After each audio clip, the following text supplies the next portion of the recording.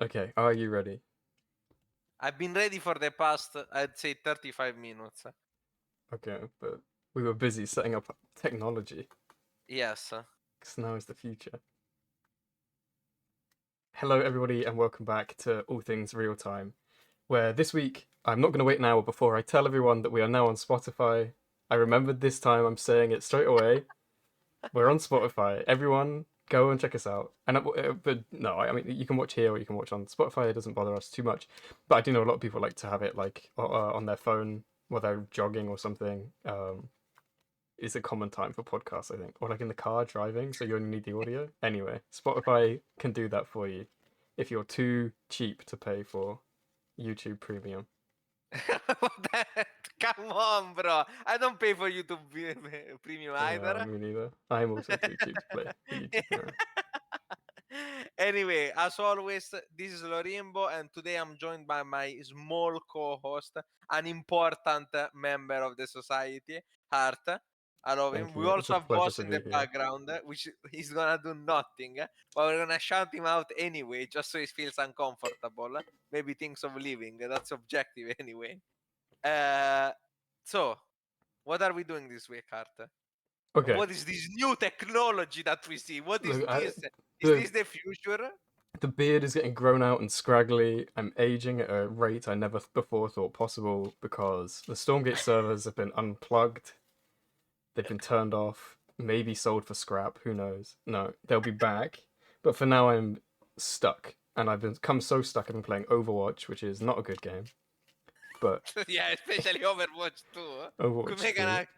yeah. Uh, but yeah, we're stuck because we're in this weird middle ground where we're kind of between Stormgate, but we've still got another week to wait for ZeroSpace. But this podcast is kind of that bridge, right, between the end of Stormgate, which we're going to talk a bit about, and the start of something new and exciting, the next ZeroSpace beta. Yeah, in general, I wanted to structure this episode as a bit of more introduction. You know, like the podcast has done well, pretty well actually, way better than I ever thought it would have done, honestly. Uh, People like watching us, people liking hearing our thoughts, but there's always gonna be that challenge, right? And the challenge is, can we scale it up to actually do what the title promises? After all, the channel is called All Things Real Time and not All Things Stormgate. That was a deliberate choice, right, Art? Yeah, we don't want to pigeonhole ourselves. In Yeah. case we pick the wrong name for the game that doesn't end up being as successful as we'd hope, right? And Yeah, we end up having yeah. a channel named after That, something that might not yeah, exist. that will be awkward. So with this name, we can have our foot in all the paddles. I don't think that's how you say it in English. I'm We assuming. say finger in all of the pies, but neither of them make much sense, I guess, when you take it literally. Yeah, so we can be a bit of a, like we can stand in between all of the games, talk a bit about everything, and also this is the perfect opportunity for me to showcase and show off my intense knowledge of all things RTS compared to everyone else on the planet, because I've played so many of them, I've been competitive in so many of them. This is finally my chance to Okay, shine. I think that's enough flexing. You managed to get one Yeah. in before 5 minutes into the podcast, so good Yes, job, buddy. I mean, you told me not to swear in the first 10 minutes, but you never Yeah, talked. You never told me yeah. anything Please flex about, away. about the flexing. So we are here now. Also, this I don't know if you're showing it. If you're not showing, I'm I'm not gonna showing look it yet. really Should I dumb. flex it? Should I do it? Should I do it? The technology. We have the power. Look at this. I cannot see if you're Look at showing this. it or not. I Oh, guess so. I look really dumb. I'm just yeah. gonna Okay, guess. okay. We're showing it now. Okay. So we have this new technology. This is gonna help us have a visual clue of the things that we're talking about, which might help some people. I'm not sure if this idea is great or the dumbest thing we've ever done. It's still, it's one of those things. Do you want to say how you? Do you want to say how you described this idea the first time you told me this, Art? Wait, what did I say? I forget. You said that I had an idea, a pain in my brain, a migraine. I've had a migraine for a while. It Yeah, was this it was this. abomination. Yeah. So hopefully this is gonna have some news for us. We hope. And let's get started, shall we? So, Yeah. uh, okay, let's let's do in chronological order, all right? So, I wanted this episode because I'm the creative director. I'm the one who knocks. Stop moving around, is triggering me. I wanted to make this episode all about the current state of the RTS market. I've noticed that there is a lot of doubt in the communities, right? There's like a lot of confusion, a lot of doubt. Should I play ZeroSpace? Should I play Stormgate? Should I all in one of these games? I want to become a pro player. Should I go for Age of Empires? Actually, maybe it's better if I just stick to StarCraft after all, and so on and so forth, and so on and so forth. So I wanted to take this chance to talk a bit more about how every game is doing, really, how the future looks like. This has been partly inspired, at least for the idea, because I watched a couple of videos from people who were like, oh, the future of RTS, the current state of RTS. But very often I had the feeling that these players were very often pigeonholed in one specific RTS, or they were not as informed as they might have been, and they were just, carried more than hype, or just by, it's a different perspective than mine. I didn't agree with some of their points. I thought that some games were better than they were sold for, and so on and so forth. So let's start with the big event, right, Art? And the big event is the fact that we won the VTL, of So course. true. So true. We absolutely smashed it. Uh, me, Loolis, and Bossa all had 100% win rate, I believe. Maybe the only True. ones in the entire tournament to do so. Yeah, Absolutely nailed it. let's not talk about how that happened, except for Boss, who actually carried us to victory. So, for anyone who's interested, we won it. I'm gonna maybe once upon a time we might do something cool about that. I'll see what I can do, but I'm not 100% sure. I might do a edited video for once. But no, jokes aside, I'm talking, of course, about the closing off of Stormgate. Now, we already talked in depth the previous episode about the things that we liked and the things we didn't like, specifically regarding the patch. Uh, but for closure sake, do we have like a general opinion, a short one? I'll let Tart start. Interesting. The VTO was a lot of fun. I think the game is a lot of fun. I find myself playing a lot of it. I think I kind of want to check Steam actually and see how many like maybe now hundreds of hours I've put in. Which is not something I find with everything. I'm not. It's quite easy for me to pick games up and put them down and just be like, okay, I'm bored of this, done with this. Um, Stormgate, I've now played 96.6 hours. So, a decent number, especially because I mostly played heavily in this beta. I had access in the previous ones, but like probably more than 60 hours were in this beta. So I think it's fair to Yeah. say that the game is fun. I don't think I'd play a game that wasn't fun. I think it has a surprising amount of depth, to get 100 hours out of something. And a lot of that comes with kind of the meta not being very settled, a few patches, but mostly just people trying to figure things out, trying to work out what works and what doesn't work. I think there's a long way to go. We're only on tier 2, so each race has like what, 10 units? How many units? 12? I'm going to try and make it count now. Yeah, I'm thinking about it. I think around 12, 3 air yeah. units for Vanguard, 3 mech units, 4 bio units and workers. So 11, I guess, for We have Vanguard. 3 air units with the dragon. Then we have brutes, goons, magmadons, weavers, hellborns, and I hope I'm not missing anything. So that's 5. There's also the dropship, and I think that's it. So that will be 9. Hopefully, if I didn't, plus the workers, so 10.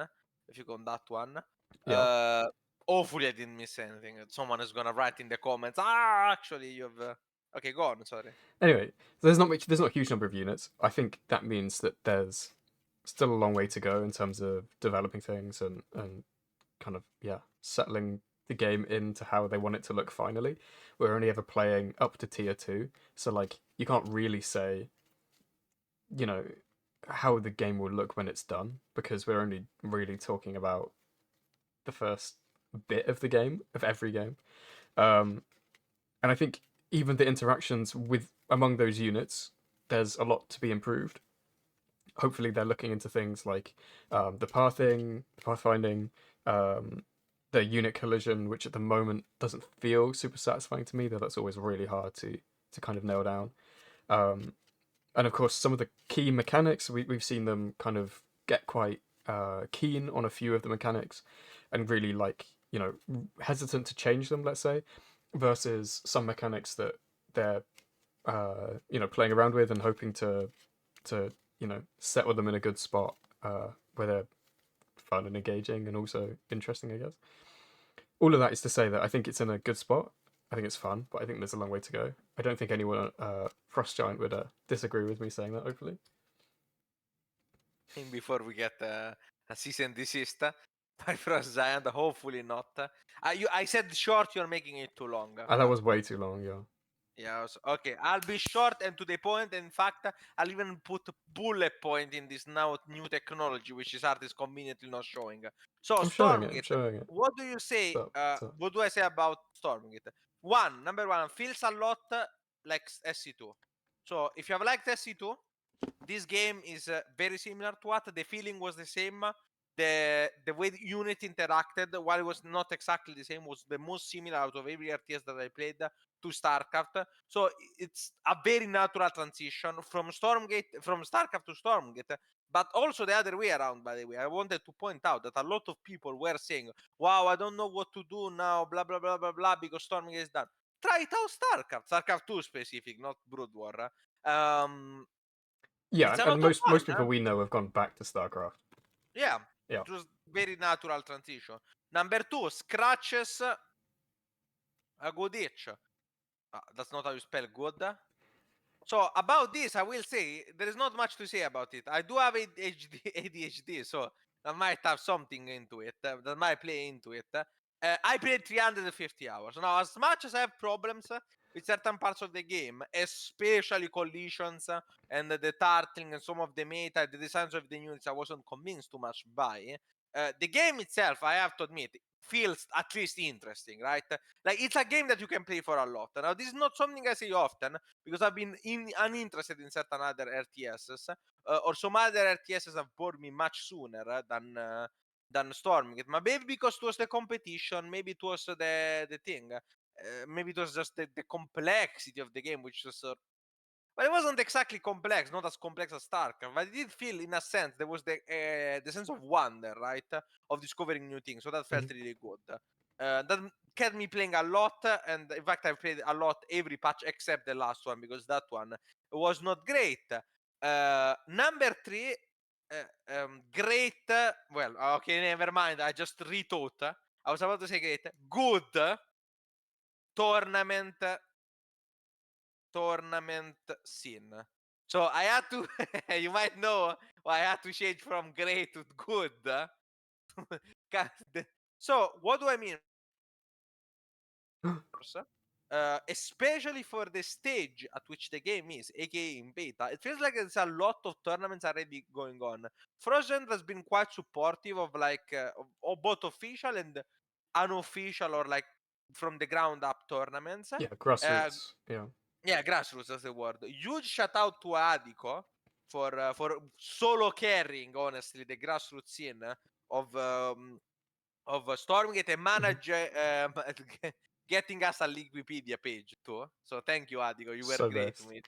Yeah, has been really easy to work with and quick at replying, makes good decisions in a very quick time, Yeah, gets the VTL done in a good time. It was really good. yeah. What I found really interesting, there was a good variety of tournaments. We had the main cash prize one, the ECG one, which it was fine-ish. Let's not talk too much about that one. But we also had good grassroots ones. We had small tournaments similar to seasons or like to brackets. For example, the tanks were very similar to long season where you Mhm. will play multiple You might need to tournaments. explain what the tank thing is. Yeah, the Alpha Navigator Cups, those were weekly tournaments, but the catch is compared to StarCraft weekly tournaments or other games weekly tournaments, this one had a point system where by winning points, by scoring well in those in the weekly, you would eventually every 8 or 10, I'm not sure how it's gonna go into the future, we eventually have a end of the season tournament which has cash prizes, bigger cash prizes. And the reason why I really like this one tournament, this one I participated the most in, is because it's weekly, it's grassroots, but more important, it allows everyone to play. Thanks to the first part of it being a Swiss system compared to a semi-Swiss, really, Yep. compared to the SC2 one, which is just Single single knockout. elimination. Yeah. Yeah, You might single need to knockout. explain the kind of semi-Swiss idea as well for folks who might Yeah, the not know semi-Swiss and might want to idea. get involved. What does semi-Swiss mean? It means that even if you are not a so great player, you come in, your first round is completely random, right? So you Mhm. might get someone who's much better than Yeah. you. That we don't know about that. But if you lose that, then you can only be matched in the next. There's gonna be 5 rounds. It could be changed to 7. Adigo has been thinking about it. Every round you can only get matched with someone who has the same score as you. So if you lose the first round, you can only now match people who are 0-1. And by default, since those are people that have lost the first round, that's gonna be a slightly weaker pool. And usually by the third or fourth round, everyone is more or less matched with people that were the same MMR or the same rank as him. Mhm. So everyone gets a chance to even perform well. And in fact, I've seen people, depending on the tournaments, where you can even qualify, maybe not being the best player in your group, by just having a solid performance and Yeah. just getting a good Swiss score. Yeah. So So it's there's really quite cool. often a few people that go like 3-2, for example. And, you'll have people that are like 5-0, or 4-1, and then you might have a bunch of people who are 3-2 and can still get through to the next round with like Yeah, very close scores. But it also means that unlike the ESL weeklies, you're not playing one game and then going home. You're going to play like guaranteed quite a few games yeah. to yeah, see kind of how you compare competitively to a bunch of people. So I think that makes it way more like approachable and encouraging for like newer players, weaker players, as opposed Yeah. to an ESL Cup where okay, I got Clem in round one, so I'm gonna play for 10 minutes and then I don't know, back to ladder for the rest of the evening, whatever. Yeah, and of course then we had the crown, the jewel crown, the VTL. The VTL was absolutely amazing. One of the best experiences of my life. I never realized how much fun there is to have in quote unquote clan wars or team competitions, especially once you're the captain, you are like have a good group of friends. Our team has been amazing, not only skill wise, but also like, how do you say it? Like support, moral. I don't even. Camaraderie, yeah, we were, Camaraderie, yeah. comrade, Yeah, we join us, stormed comrade. the palace and we overthrew the Romanovs. No, we didn't. But it was really good fun, kind of strategizing in a group way, talking a lot about like, oh, Eric's come up with a new build. Let's see if it works. Let's think about who we can play this against. And, if we win this round, we have to play against these players and what you're going to play against Kirian, what you're going to play against Night Phoenix. And, there's like these really high level players that was really fun kind of getting together and strategizing and working out, yeah, how we're going to play that. Yes, and then also stuff like Luol is helping, preparing Titans, Hmm. never playing it, but that allowed Boss to actually dominate on Titans against Night Phoenix and Hydra, for example. Hmm. So that came back. It was very cool. I had a lot of fun. It was insanely fun for all of us, and even if we didn't win, I will still say the same, to be clear, because the tournament was objectively one of the best experience tournament was in my life. It was pretty chill. There were a couple of things that were a bit annoying. It was mostly judge calls that were a bit weird, but overall, Spill the the beans. tournament was What great. happened? No, Do I'm the, not. do the flame. Let's just okay. One thing. No, Okay, let me this is say it. Let me say it so it doesn't look like okay. you're complaining. Okay. Basically, it's going to keep happening because we're going to be playing a lot of betas for games. And it happened, in fact, in ZeroSpace as well, where one player can experience a bug, and unrelated to the bug, they can lose the game. And then we have to decide whether we're going to replay the map, even though the bug didn't affect anything, versus just being like, okay, well, it didn't matter. The bug didn't matter. Sorry, but you had lost that game. And it's a really tough position for anybody to be in because it's really hard to say, like, no, you actually already lost. I'm deciding that you lost before you know, before maybe you decided you lost. But on the other hand, it's really open to abuse and people losing a game and being like, oh, but I had this bug and I need a remake. And I think this is going to keep being a thing Okay, but I in think ZeroSpace you're and in underselling it, Stormgate. because this makes it looks worse. I think than what it was. I think to be fair, it wasn't a bug. My opponent straight up crashed. Okay, okay. So the game ended. I think the game was over anyway. That was my personal judgment. As in, I had won that game. I had to replay it. I still won. So it didn't end up mattering. But it left a sour taste in my mouth because I was the underdog in that match. Mm. And I had prepared a And if strategy. you'd lost the second time, it had been like, well, now we're like 1-1. I'm not 0-1. Do you know what I mean? Like the Yeah, first game, yeah. it And like was. you're saying, with the prepared strategy, it's like I can't now play that build again probably because he's going to expect it Yeah, the second time. It gets really so hard. like of course that was a big thing, but overall, like, let's not settle on it because I think it was such a minor thing Yeah, for compared to sure. everything else. And to be honest, I've had excellent experience with the admins, which have allowed us to be quite genuine. For example, with the switching the order The around order. for Yep. to yeah, because we had to switch a couple of players to make sure everyone got their play in, and that's how hard and Luol has got their 100% win rates. Amazing. Not all units. I'm Yeah, adding what not I all units. said. We're gonna just Yeah, so yeah. we're on the same page. Yeah, keep going. Yeah, Is this the yeah, is this yeah, the end of yeah. the list? I was thinking if there was something else. I just think it was like my final judgment is final. Fun, probably casual aimed, to be honest. No, actually no. Let me rephrase. Not casual aim, probably more casual friendly than SC2. I would say that the game was a lot easier to get in than SC2. I will say Yeah. that there was, as I said, a very cool skill expression. Some of the units were a bit, some of the things I didn't like too much, but overall the experience has been positive. I will say co-op was. I think co-op could be interesting. Yes, API should be open source. Co-op I think is going to be really big, and it was a big part of keeping StarCraft alive for a long time. There were players, if you ever like just jump into a random co-op, which I'll do sometimes when I'm bored, you'll meet people who are like level 1,000 and they've been playing for like a million years.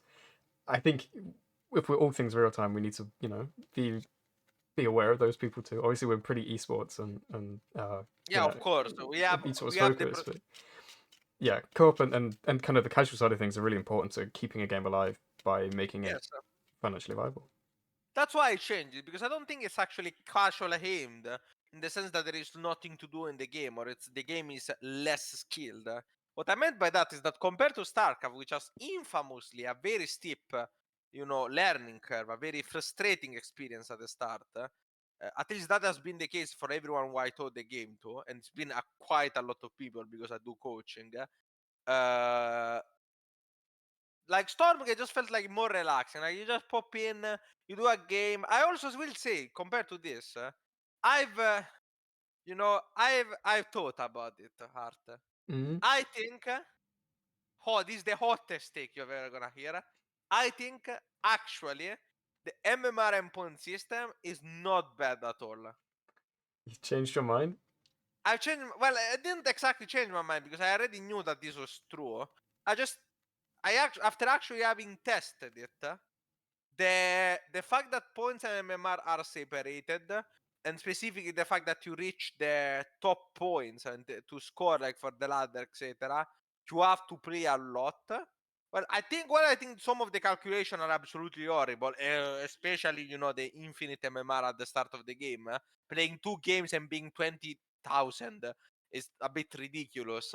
But aside from that, I think it did succeed in making like diminishing, just keep grinding because if nothing else, your points always go up, right? So I think in that sense the MMR system is cool, and I think maybe it will actually succeed in what it was meant to be, as long as the MMR is shown. The MMR should always be shown because otherwise you get League of Legends and people can tell you how frustrating it can be because Well, people constantly are under the impression that they are being scammed out of their mhm. points because they have no clue about their And MMR. people say So they just winners queue, losers queue. Yeah, and you every get like hyper toxic. Like I know that there has been a bit of back and forth on whether or not the MMR should be visible. It should. There is no argument. Like you there is got no jump doubt scared in my mind. because you forgot that it wasn't visible in Diamond League. Yeah, that's true. I actually forgot that the Ramoling wasn't the... Well, but to be honest, I'm not talking about the MMR being visible In loading uh, screen, just in general. in loading screen. I mean, general, yeah, that's the Hmm. important. But in loading screen, it's not that bad. Even Really, though I I do think it should be visible on loading screen. I think yeah, that's I do. helpful. I think so too. But if it's not, I don't think it's a super Okay, concerning issue. but they should. Uh, We do need to talk about the controversy that I've put on the screen in big, massive letters. yeah. um, this move is a bit disappointing. I'm a big fan of the tools that have been built very recently in StarCraft history with SC2 Pulse and nonapper.com, which will let you like look for people, look for unmasked barcodes. You can search by like their BattleNet URL as opposed to like just a name. So yeah, I found those really helpful, really interesting. They're helpful for things like team leagues where you're trying to have like a limit, or not even team leagues, but just tournaments in general, where you're trying to limit like who's actually allowed to play. Otherwise, you would just have Lorimbo playing in every diamond and under tournament, and you'd have no idea that he isn't Hey, diamond or under. hey. My name doesn't start with kek. So true. And I think having the API be open source is a really good step towards that and a really easy way to to get towards that. So I think we'll see kind of the extent of this, what they've been talking about in terms of closing the API recently. At the moment, it looks like Stormgate World is down, which is a shame because that was a really good resource, and that even gave you like decent stats about play rates, win rates for different races at different leagues, for example, which is obviously really important when we're trying to have good discussions about balance. Um, some and some. I think there's arguments to be made, but I think with some concrete numbers, you're better off than no numbers, basically, and just people saying, "No, this is Ember."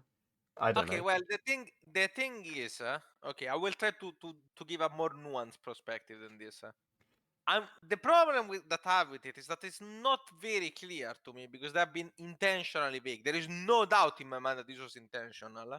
The vagueness, I mean, about exactly what API is gonna be closed and which API is not gonna be closed. Hmm. So there are possibly like I could see this not being so bad. But in general, like I could see, we have been floating around because we talked about this in private. We've been floating around the ideas with stuff like,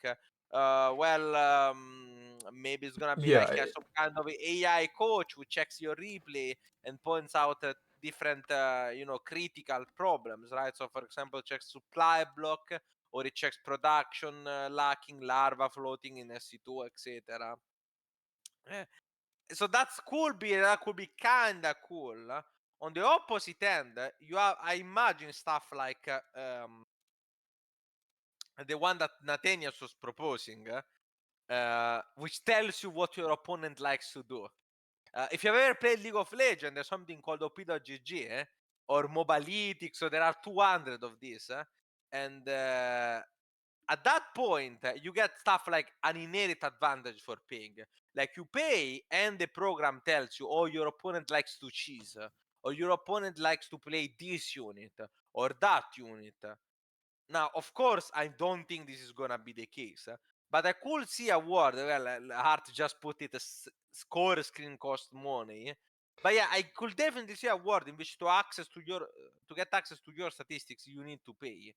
And while this is usually like a subscription base, which is not too expensive, that does rub me the wrong way. So I hope, and I really, really hope that Frost Giants wants to do this as everything that's like normally available is still gonna be available, and then it's gonna be like some really cool thing that you can pay for. I hope this is what they're going for, because it would, in my opinion, be an incredible disappointment and also a very bad look on the game if stuff like average statistics, like win rates, for example, Yeah, I MMR. think there's a discussion about what constitutes normal analytics that are available, right? Because there's things you're Yeah, saying, yeah, win rates, MMR, yeah, that sort of thing, that could all be, you know, what we would call like but baseline. But there's also like extra websites like SC2 replay stats that analyze like how well you are spending, how many screens you're doing, you know, things that aren't in the client but are available if you pass replays. You know, stuff like win rate, but over time, for example. And those, I think, yeah, I think there's a conversation about like what we would consider I think every necessary inform versus like extra stats. But yeah. I because my problem with that is that it's just API. Like you're not actually doing any work. Like that's the thing that I have a problem with. Like you're paying not for any, like those information where they already had them. They're just Yep. hiding them and making you pay for it. And to me, that's really, really, really sketchy. So I really hope that I'm wrong, and I really hope it's something more like in client coaching, or maybe some like analytics on your replay analysis, similar to how the chess.com Mhm. does it. But even that, for example, I find it a bit sketchy. But in chess.com, at least Yeah. you can argue that's the only thing that they get money from. Yeah. Like There's that's some the argument whole to be made model. about kind of opting into using your data to train AIs. I mean, this kind of thing doesn't bother me that much. Obviously, it's just replays in a game. But we are getting more and more into the conversations about, like, you know, people should, you know, like when you go to a website and it says, like, do you want to accept cookies for this website? Um, versus, you know, it will just skim your data in the background. It will just skim your replays and use them to train an AI. And it's like, I don't know. Some people may consider that an overstep, Of perhaps. course, all of this is pure speculation. As I've stated before, the message itself was extremely vague about what is still open, what is not open. So we'll see next big patch how it's gonna work. Hmm. But as I said, I think that hiding information that you have just to get a back, especially when your business model has always been presented, should be one of those free to play where the main money is buying campaigns, skins, packs, co-op commanders, whatever, etc., etc., etc. That does rub me the wrong way, strongly Yeah. too. So I have a strong you're opinion on saying no pay to win, and I think some of the time No, I'm not only saying no this pay will to win. get towards paying to win. Perhaps is a risk. I'm not only saying no pay to win. I'm generally saying like people like okay, the game. Like it depends, in my opinion, how you want to sell your game. Like what's your business model? If your business model is that you have a premium subscription and that gets you like a bunch of advantage, I'm fine with. Oh, be careful with that. What is that? Just canceling? No. I'm fine with that, but then it drives me the wrong way if the game just becomes like, oh, there is a battle pass, there are a loot case, there are skins, there is a subscription service. Like I don't like that. I don't like my game. I like my game to be complete. I'd rather pay one Mhm. in a time, have a campaign or have a co-op commander, than have a subscription-based page, which every month I have to play to be competitive. Like that rubs me extremely the wrong way. I don't like it in stuff. I think LOL does a decent job in which you will like, for example, they introduce Eternals, which are like the worst statistics ever. That's the worst. They are paid. But Pe- it's mostly to flex, right? It will just it shows up yes, how many it's kills you've completely got on useless. one champ, and Yeah, it's like, okay, how that's many cool, I kills you have guess. gotten total? It's completely useless statistics, and I think that's like already a bit sketchy, but overall has been a great success. Everyone made fun of them on purpose for Yeah. good reason, but I think it was like at least not that bad. Depending how they could handle them like Eternals, they could handle them like Dota does, they could handle them like LoL does, like completely free or SC2. We'll see. This is, in my opinion, pretty sketchy anyway. Okay, moving Okay. on. I put Brood War with a question mark because you did play Brood War. I did. I played a lot of Brood War 2. I played like How much is 40 it a lot? games. 40 games? How long is your average Brood War game? My average game was I think 11 or 12 minutes or something like that. So it was a solid like 10 hours. No, not 10 hours maybe. Let me think about it. That's like 5 games per hour. Yeah, It's 5 all games the an 8 hour. hour. Yeah, like Sure. 8, 7 hours. It was like a solid try. I had played it a bit before. I'm gonna play more in the future probably, but God, like StarCraft Brood War is one of those games that to me is so unbelievably poorly made. Well, at least for modern standards, that I just cannot even get into it. Like it's not even like a game I get frustrated about. I just bored because I think the game doesn't work well. I'm sure there's a great complexity. I know a lot of people are loving me, are hating me right now. They're gonna. I can't wait until the comments are all about how Brood War is actually the best RTS ever made, etc. Because there's so much complexity and so much strategy. But to me, Brood War is a game in which you're not fighting against your opponent or you're doing strategy. You're just fighting against the computer, doing what you want to do. And the fact to me that they have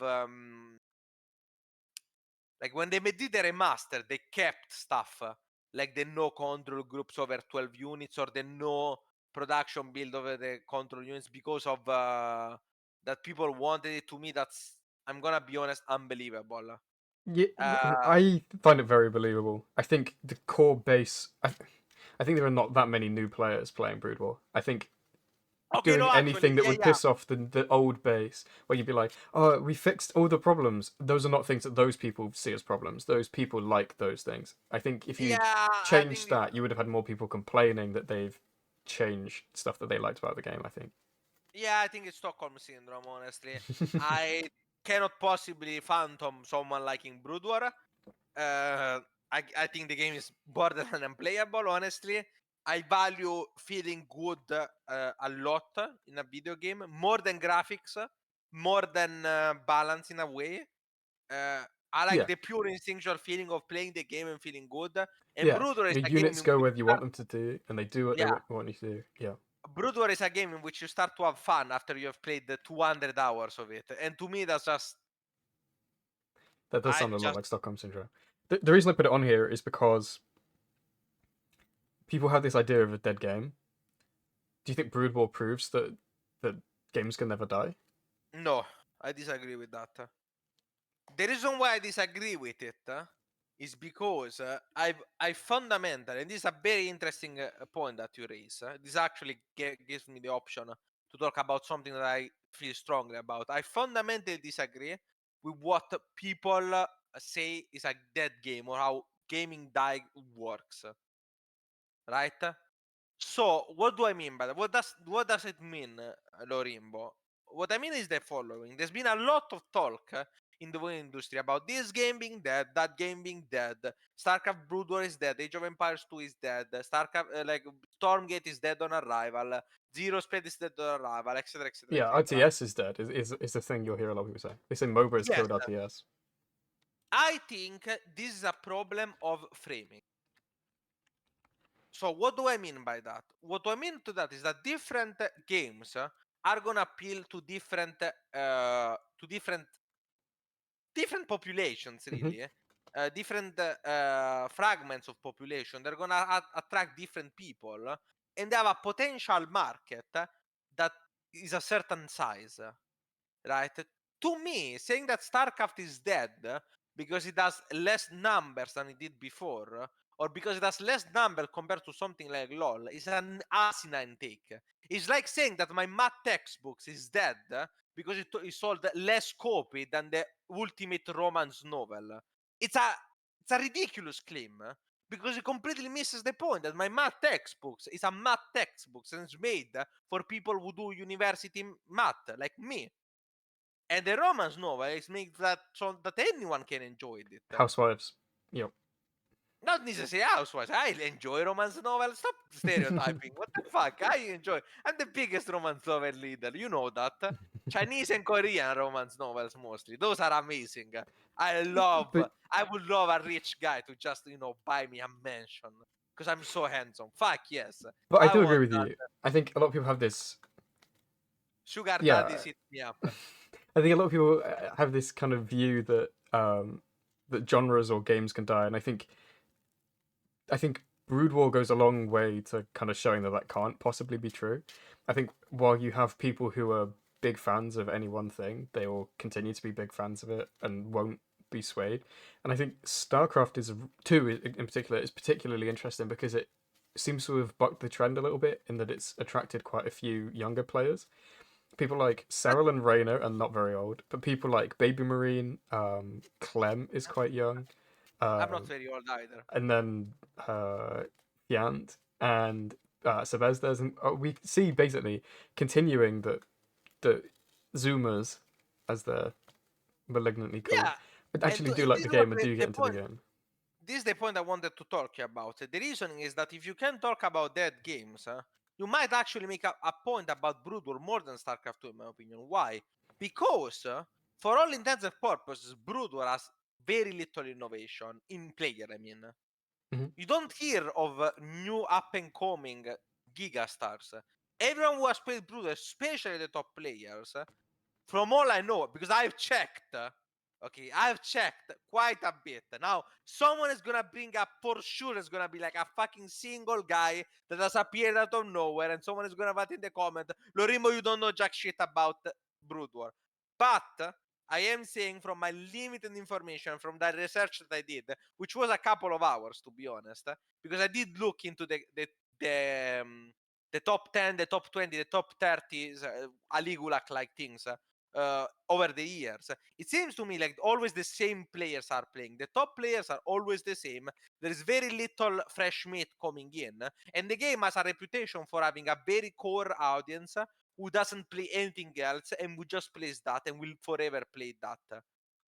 And that to me is in a sense a bit more dangerous because those people are eventually gonna get old. They're gonna have to get a job or they already have a job, they're gonna have less time, they're gonna have children, they're gonna move on with their life, which is completely fine and cool, don't get me wrong. But the lack of fresh intake will kill a game quicker or worse. StarCraft 2, on the other hand, still has a lot of players coming in fresh.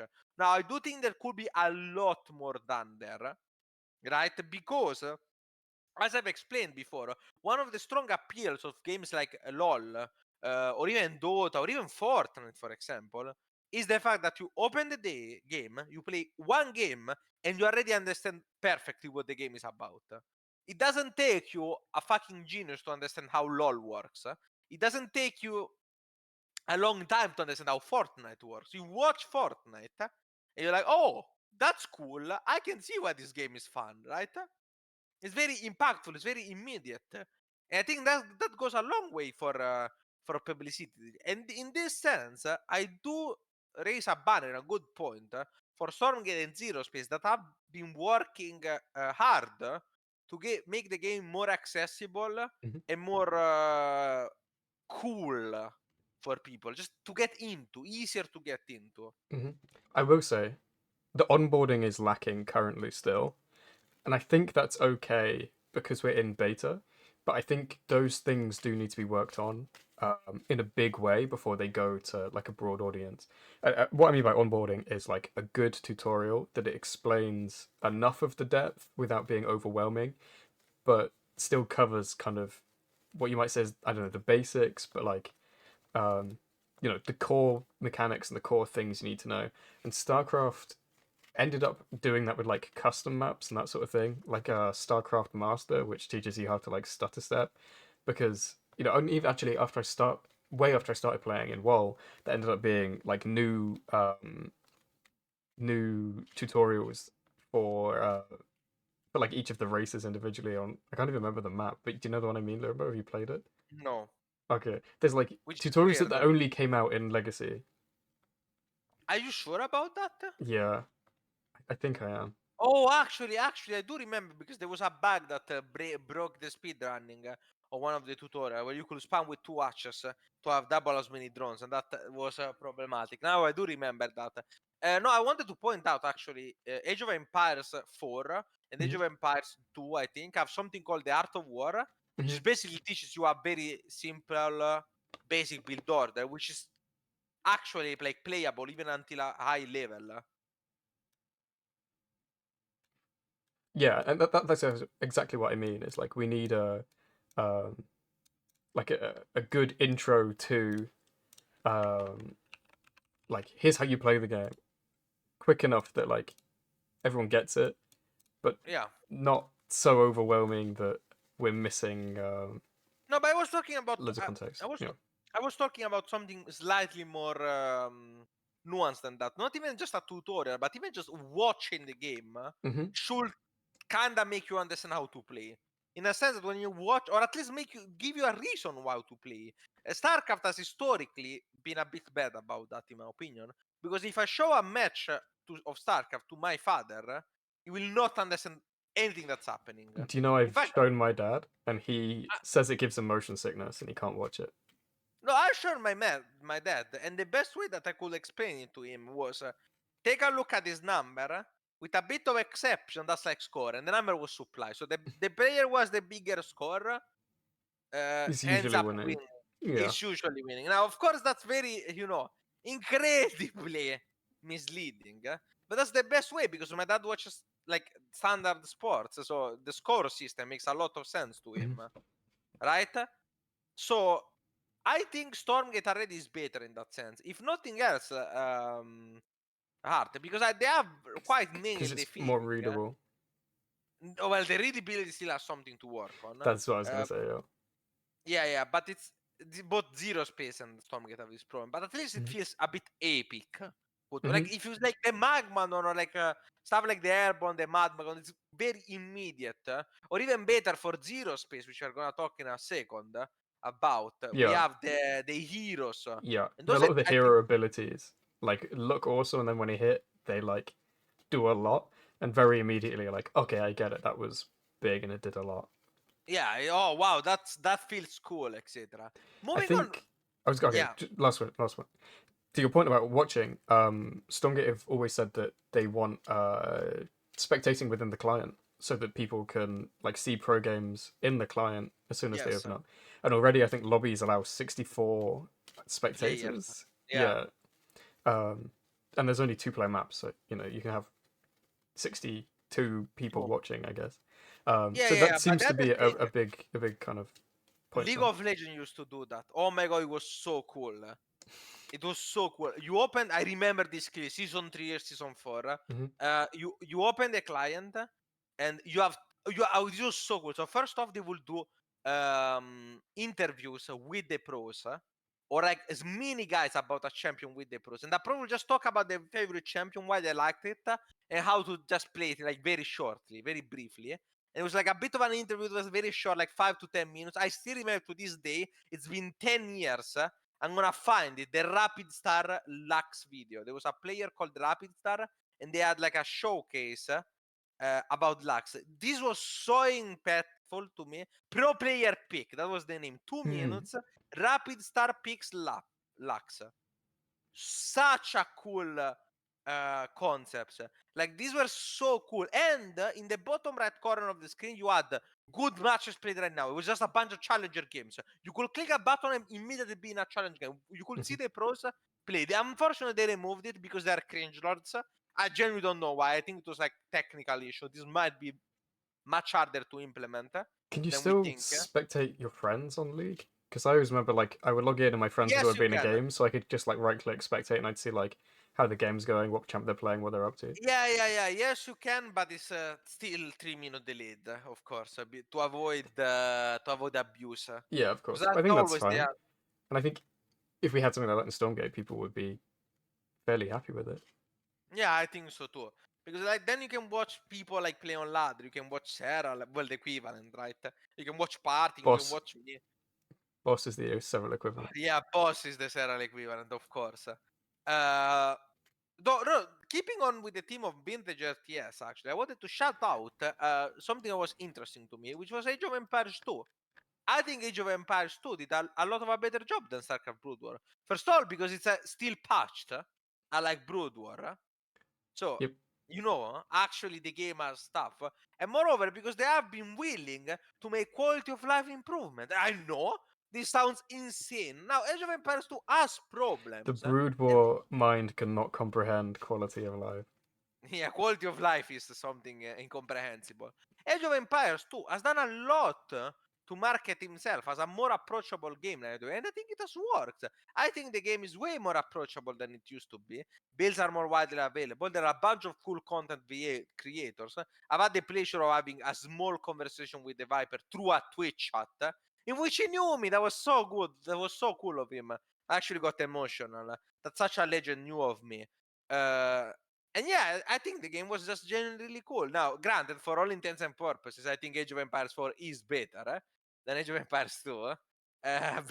Mostly because of the length of the games and how straight up boring some of the Age of Empires 2 games can be. But overall, I will say that Age of Empires 2 is the example of a successful undying game, way more than Brood War. And I don't want to say something heretic, but I think it's even older. Let me see. Age I of think they're Empires similar age. We 2. did Let me find see out what though it is. that Age of Empires 2 is surprisingly popular in Latin America, No. Oh, especially yeah, among the in Argentina, especially amongst among the the Argentinian politicians. politicians. Yeah. Yeah, so Age of Empires 2 apparently was 99. StarCraft, let's take a But look when it Brood was. War will be 98. later. No, the Yeah. original Yeah, one. yeah, yeah. But Brood War 98 is and slightly Brood later. War was there. Yeah, so like Age of Empires 2, despite only coming 1 year after and then just being released recently, has managed, in my opinion, to innovate itself in a cool manner. And the game is perfectly played. It feels good. It feels good. That's like even from a modern standpoint, I can perfectly play Age of Empires 2 and have a lot of fun. I think it's a completely fine game. Cool games, you should try it if you like more of the slower pace compared to the frenesy of something like Stormgate or ZeroSpace, ZeroSpace. StarCraft. Let's talk about Warcraft 3, I've AoE4. not played it. Yeah. Okay, yeah, Warcraft 3 no one's played. The only reason I thought of it is because Night End is playing Stormgate, and I saw him streaming back on Warcraft now that Stormgate service is closed. So most people went back to playing StarCraft 2 apart from Night End, who's gone back to playing Warcraft 3. No Yeah. comment. AoE4 I haven't played. AoE4 is all you. Okay. AO4 was a terrible game. No doubt about it. I played I think it was an open beta. There was a weekend at one point where the game became free. I don't quite remember. Then it lasted like a week actually. I don't quite remember if it was a beta. I think the game had already released, to be honest, from what I recall, honestly. But I do remember that it was an absolutely terrible game, unplayable. Okay, something happened. It says reconnecting. Not sure what. Okay, I can still hear you, so I think it might be just the technology that you're The reconnecting technology to. is yeah, okay. Uh, but so I played it. I thought it was fucking awful. Stopped playing it completely for years. Recently, a friend of mine got me back into it. Uh, uh, Shout out Producer to Mr. Pad. Producer Pad No, helped too. yeah, producer Pada helped me before Lock actually, because I think I tried the game because I was very bored. I wanted to try new RTS, and I was like, oh well, I've been watching a bit of AO4 on Twitch because I had been watching Vortex, actually Lucy from More Than Vortex, Hmm. um, and I was like, the game doesn't look bad anymore. Like I feel like when I see him play, a lot of things that he does make sense and seem way more interesting than what I remember. So maybe I should give it a shot. So I tried it, and let me tell you, AO4 has been a very pleasant surprise. Now, granted, I do have some qualms with it. Mostly, I think the game is a lot of fun until Castle Age is researched. And then the moment Siege comes in, the fun element goes down significantly. I think Feudal and early Castle Age it's not even Castle Age itself, it's the Siege, I think. Heart, which I remembered even before was very prevalent, right? Hmm. The problem with the Siege is that the Siege is basically, you can imagine it as like a mix of like Storm and Carriers at the same time. Like both the Yeah. unit has a lot of DPS and a lot of AoE. Yeah, the reason I never played AoE4 is because every time I would watch a stream, I watched a bit of the Muslim stream. I think he's a cool guy and the stream is interesting enough. And then every time I would watch it, he would like seemed to get really far ahead, especially because he plays English. He'd seem to get really far ahead in the early and mid game, and then it would just eventually there'd be castles everywhere and trebuchets and like siege weapons, and it just seemed like that stage of the game was actually completely unavoidable. And like obviously you'd rather go into it with an advantage, but it seemed to me like it always basically ended up with Yeah. trebuchets and Well, catapults and all sorts. I've played quite a bit. I've reached Conqueror recently. I played a lot. I don't think the game is has to reach it. Maybe at the highest level it still has, so I'm Mhm. not sure about that. But I don't think it's as bad anymore. I think that like even as a casual to competitive game, it's quite fun. I will say. I feel like the game has a lot of innovation compared to other games. Specifically, I really like how unique Civilization feel. In my Mhm. opinion, those are the perfect spot. Why? Because they're a cool mix between the way that StarCraft does it and the way that Age of Empires 2 does it. In the sense that StarCraft has just completely different races that are just, so unique, and there's only three. Age of Empires 2 has like a million different civilization that are somewhat similar to each other and can be broadly grouped up and have similar builds, and the pattern doesn't feel that different. Of course, there are differences between civs and the build orders are different, but the patterns feel the same. Age of Empire 4 has the perfect mix in which a lot of the builds do stand like a cavalry civ is a cavalry civ, but each civ has enough unique things to feel very fresh.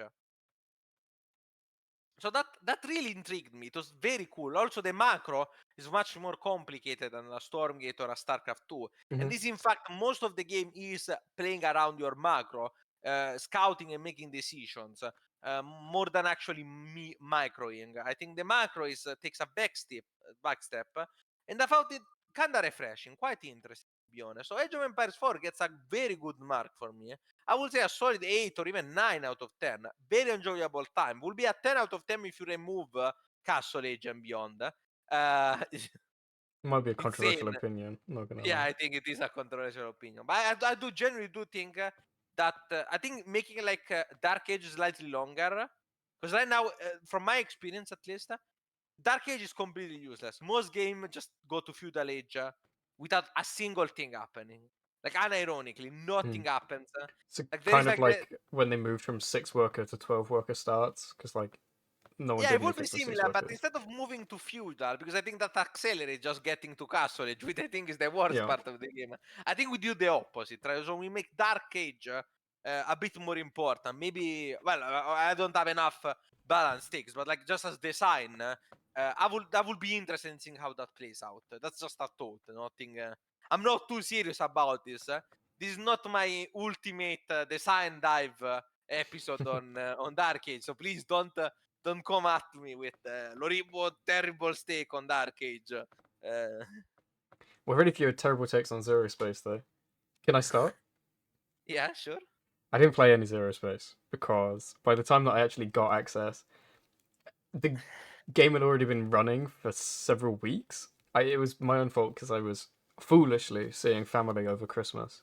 A mistake I will never repeat. I promise. Yeah.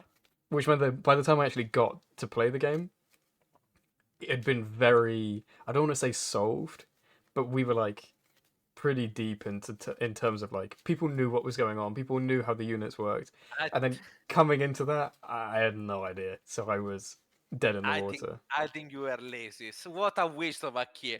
What a waste of a key. I would take the lazy accusation. That's fair too. If I had that key, I would have given it to someone worthy, not you. But I will say, my memory at the Yeah. time, I think we do need to do a standalone Zero Space video that will be coming up soon, I guess. Yeah. My memory at the time was ladder qualifiers, which were not Oh. very fun for basically anyone involved. I remember a lot of people that would find something pretty ember, try and abuse it as much as they could, as quickly as they could, and then stop And playing, because then they would getting just nerfed. camp their MMR. Yeah, as soon as it got nerfed, Yeah. they would stop playing.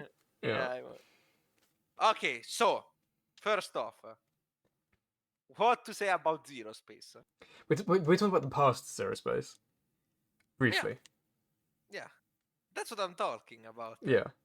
I wrote 13 pages on Zero Space. Zero Space intrigued me. The cost of Zero Space.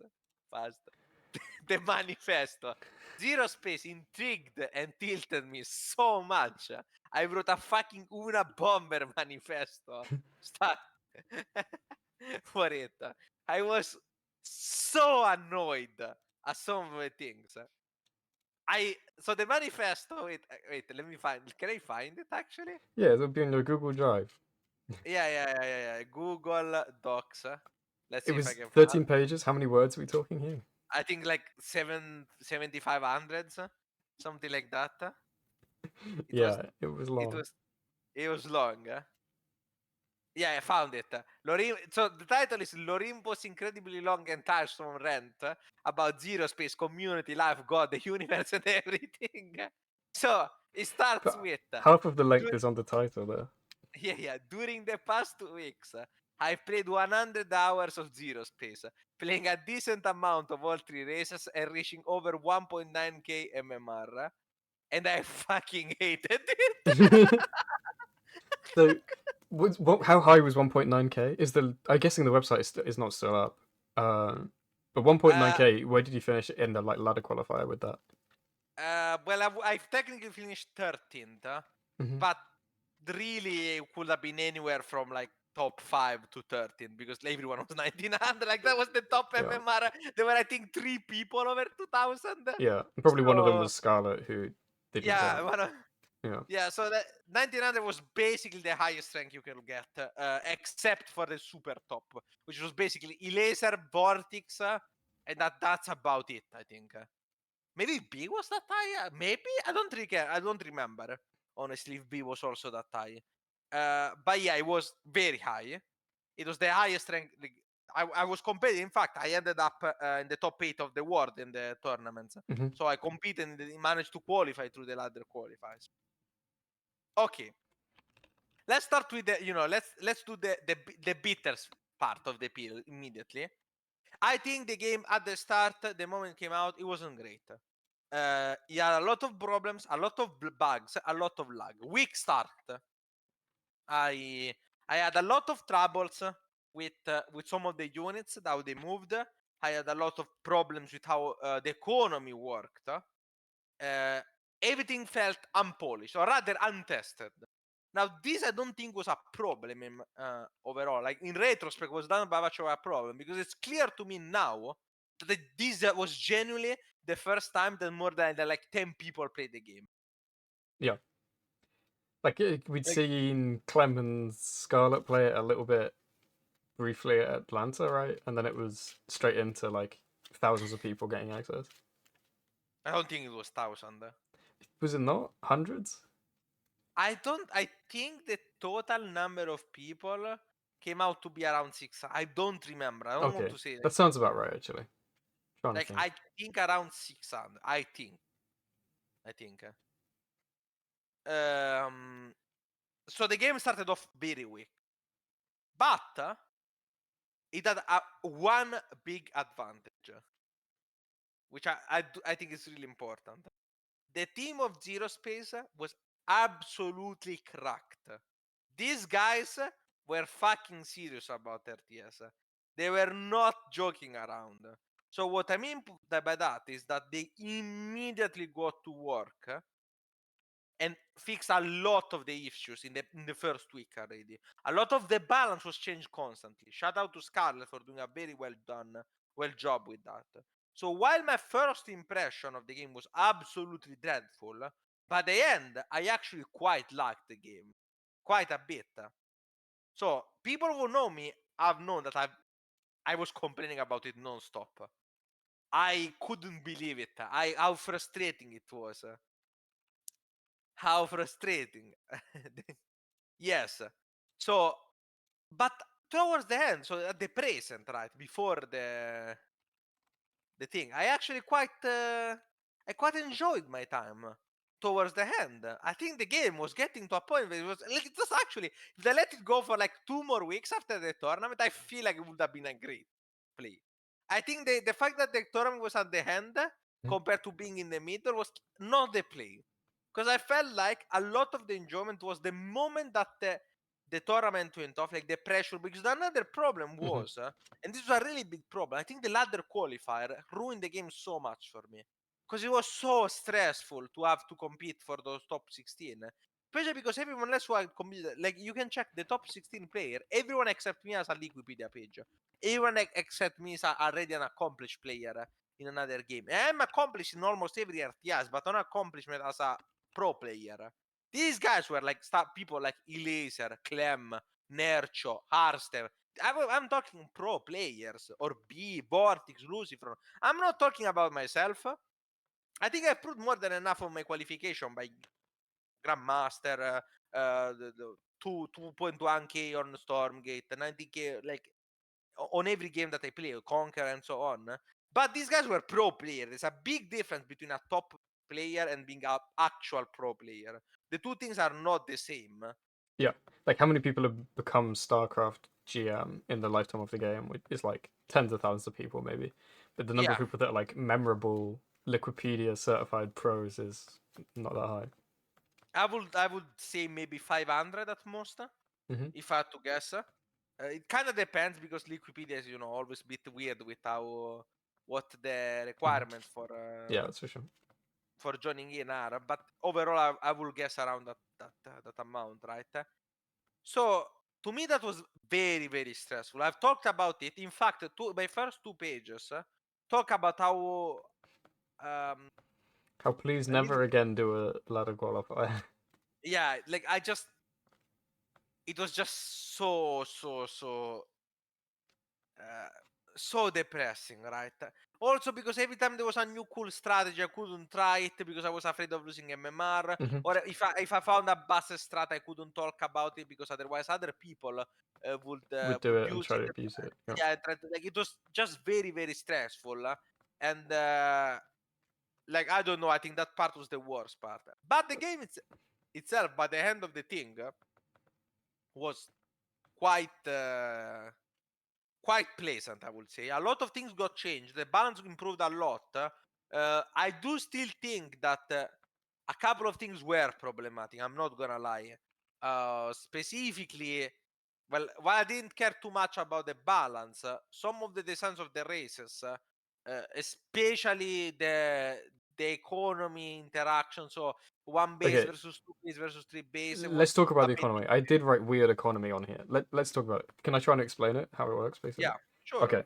In StarCraft and Stormgate, you make workers, and workers mine, and there are two resources. You can either set your workers to mine minerals, or you can set them to mine gas. Let's say in Stormgate terms, luminite and therium. The idea being that there's one which is like your bread and butter resource, let's say minerals or luminite, and there's one that's like for tech and that sort of thing. Let's call it gas or therium. ZeroSpace works really differently in that you don't build workers to mine a lot. You have builders which build, and you have miners, but miners only mine you basically gas, and you send them out onto the map. They go to specific like nodes that are on the map, and they will stand there and mine gas. They don't have to return cargo, as far as I'm aware. They Yeah, just yeah. like Same generate cargo. it the whole time that they're there. And kind of the other side of the coin for that is that the minerals, you don't make workers that mine minerals. Your base just generates, let's say, mines. I don't know if they had a real name. I can't remember the real name. Um, that go onto the nodes where you place your base and generate minerals over time. But they didn't cost you anything to make. Your base makes them passively over time until you have a maximum of 4. They were not unharassable, and by that I mean if you ran a bunch of what I'll call zerglings into the base, you could still hit those and kill them, and that would decrease their mining efficiency over time. But it wasn't like you were killing individual workers off, and it's not like You could workers kill the base. You could had kill the base different fairly moves. easily, to be honest. Hmm. I don't think that was the problem that I had with the economy, honestly. Okay, Because there's one so more first weird off, thing about the economy. yeah, say on go on. Okay, I don't even remember how it worked. You explained it to me like 4 different times, and it's very confusing to me. They don't scale linearly. As in StarCraft, if you have 3 bases that are fully saturated, you're mining three Yeah. times as much as the guy who's Oh on no, one base that's fully normally saturated. I forgot about that. In ZeroSpace, Okay. if they have 4 bases, they're mining at like Well, is it like 3.5 as much I as think it's you are it, as one no, base? no, it's 4.5. Isn't it less efficient, not more efficient? No, no, it becomes less efficient, but the first one counts double. Remember that. So yeah, that's the thing. So It's so I confusing. completely forgot about that until Hart reminded me. Wow, this was one of the weirdest thing I've ever seen. I genuinely don't understand why it this way. They must have the reasons. I would like to see what happened with this. So basically, the way it works is the following: each base has a multiplier. What I mean by that is each base has a base mining rate, and then that mining rate can be multiplied either by 2 or by 0.5 or by 1. So your main base always has a 2 times multiplier until it runs out. I have a When question. it yeah, Does it have to be your main base on your main base location? Or can it yes, be any single base so long as you have one base? no, it's the one Okay. that you start with. Okay. Specifically, your main base has like it's a normal base plus another thing on top that has the same mining as a normal base. And the normal base runs out, but the thing on top never runs out. That one is infinite. So you mine double for the first 10 minutes, whatever. Then the base runs out, and then you mine normal from that. Every other base on the map does not have this thing. This is unique to your main base, which you spawn with. That thing that produces money, by the way, also defends the base. It's like a planetary kind of deal. Now, every other base after the first one starts with a multiplier with one. But if you already have 3 or more mining bases, and but that includes the mining bases of the main, I think any further base is multiplied by 0.5. So the way it works is the first base counts double, and from the fourth onwards it counts as half. So we'll go. You start with 2 bases. When you take your natural, it's 3. When you take your third, it's 4. When you take your fourth, it's 4.5. 5. Yeah. And then when you take your And then fifth, it's fifth, 5. 5. And So then by the sixth, fifth base, 5.5. you have more or less equal economy than you would have, right? Because it's 5. So it does mine like 5 bases in a sense. And that's kind of I think that's the interesting part of it, right? But on the other hand, that also means that one base play, effectively, you start with 2 bases. Which means that stuff like all-inning and being very aggressive is probably the one. It's an interesting idea, honestly, Hart.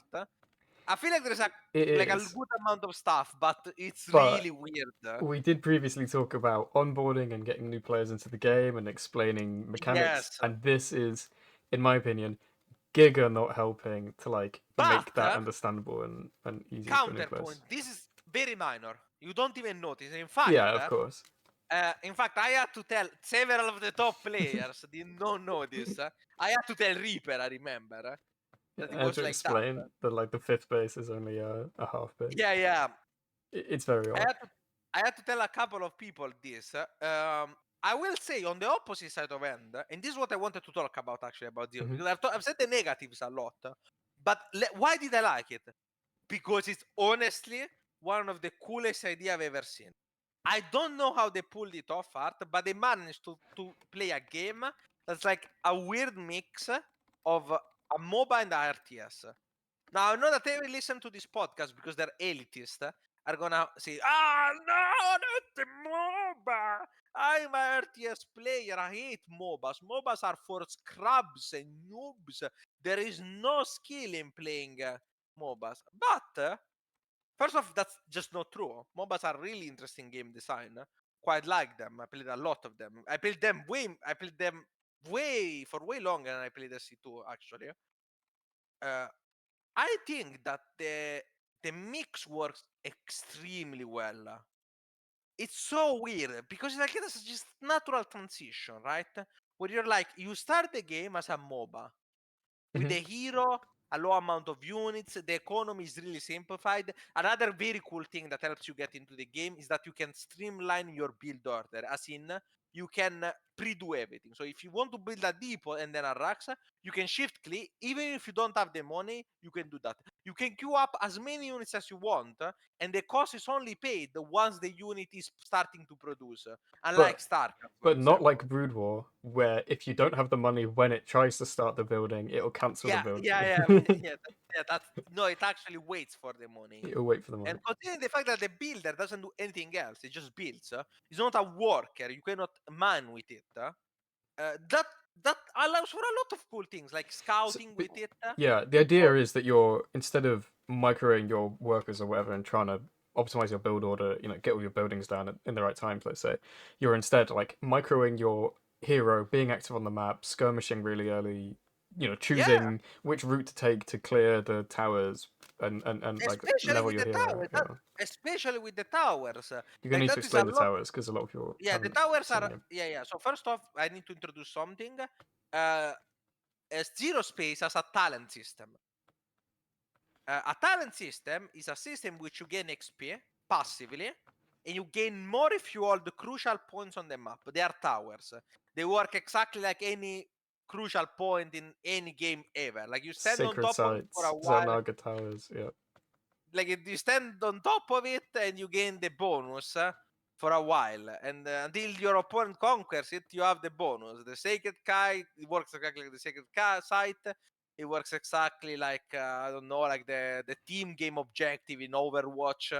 Like, or the if you have ever played Dominion in League of Legends, works exactly. There are like so that's old 200,000 school. examples. Yeah, I was a Twisted Tree Line player. Oof, very cringe, very cringe. Dominion was so much better. Anyway, jokes aside, holding these towers gains you more XP, and you can spend this XP to get talents. And talents are basically upgrades. And I really like the system. Upgrades, but often abilities as well, right? Yeah, it can be abilities or units. Like, for example, a typical upgrade that you get as Grell, which is the Zerg-like race, 10% movement speed to everything. Hmm. Very generic sounding upgrade. So that's, like an example of very upgrade. Now you have some cool upgrades.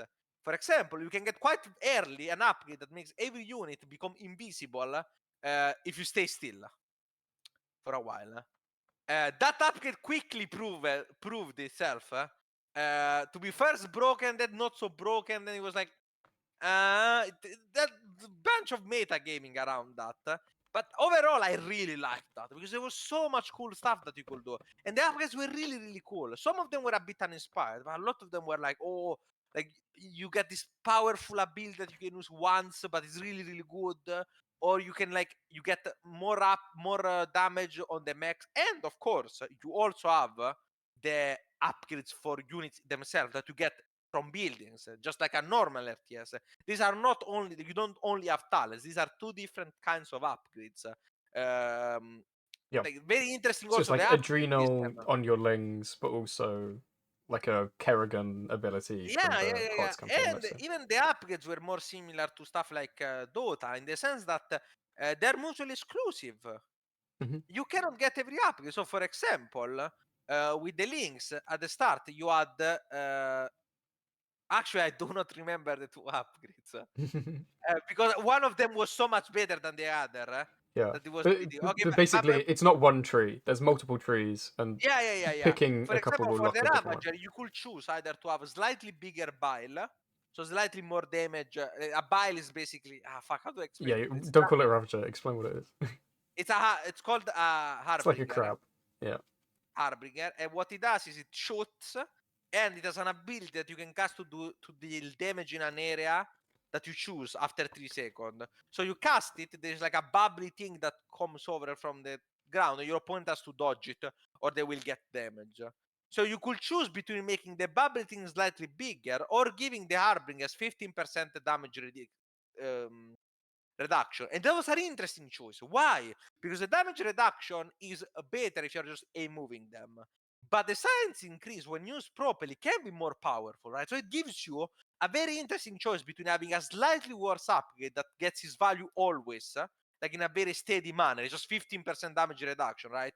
Very cool. And an upgrade that has potentially very useful scenario, but could also terribly backfire because it's useless if you don't use it, right? And the whole game was like there were so many upgrades and cool choices to make. So the game loses a lot in the RTS department, especially in the macro, but compensate for it by just giving you choices to stuff to do, and that felt great. Do I do this? Do I do that? Which upgrade do I get? At one point in the tournament, I had a secret weapon. I realized that one of the upgrades for the Lynx was very underrated. It was actually really strong. And I used it to beat Vortex. I was completely outmatched. Vortex had a better build, a better everything. Because the meta was one base and I like to play two base instead. Because I don't like to play cringe stuff. But I had the secret ace. And the fact that I had made these choices, the fact that I had studied, I had prepared this upgrade, made me win eventually the match. So the mercenaries are also quite interesting. Like just ZeroSpace is very interesting mix. It's easy to get into. It's a lot of fun, especially at the lower leagues. I've heard people really enjoyed it, and the choices feel amazing. Gives you a lot of agency. It doesn't treat you like kickoff. Of course, this also means that to be competitive at ZeroSpace, there is a certain amount of complexity that you have to deal with. So compared to something like Stormgate, it is easy to get into because everything is so streamlined. But to know which talents are better or to know how to use them properly takes a bit of time. It's definitely more complex. Or Not which necessarily units do different. what? Which buildings enable which other buildings? Yeah. Yeah, exactly, right? Like it feels a bit more similar to stuff like Supreme Commanders. Well, Supreme Commander is like a bit too much. It's on the opposite hand of incredible complexity. But the sense is that, right? It's quite an interesting choice. Should we talk I like about it. how Yeah. every unit has a recall in ZeroSpace? I think that's gonna be removed, honestly. I do not think that's thing. I cannot possibly phantom. Yeah, We'll every see. unit has a recall. You have a global recall for every race.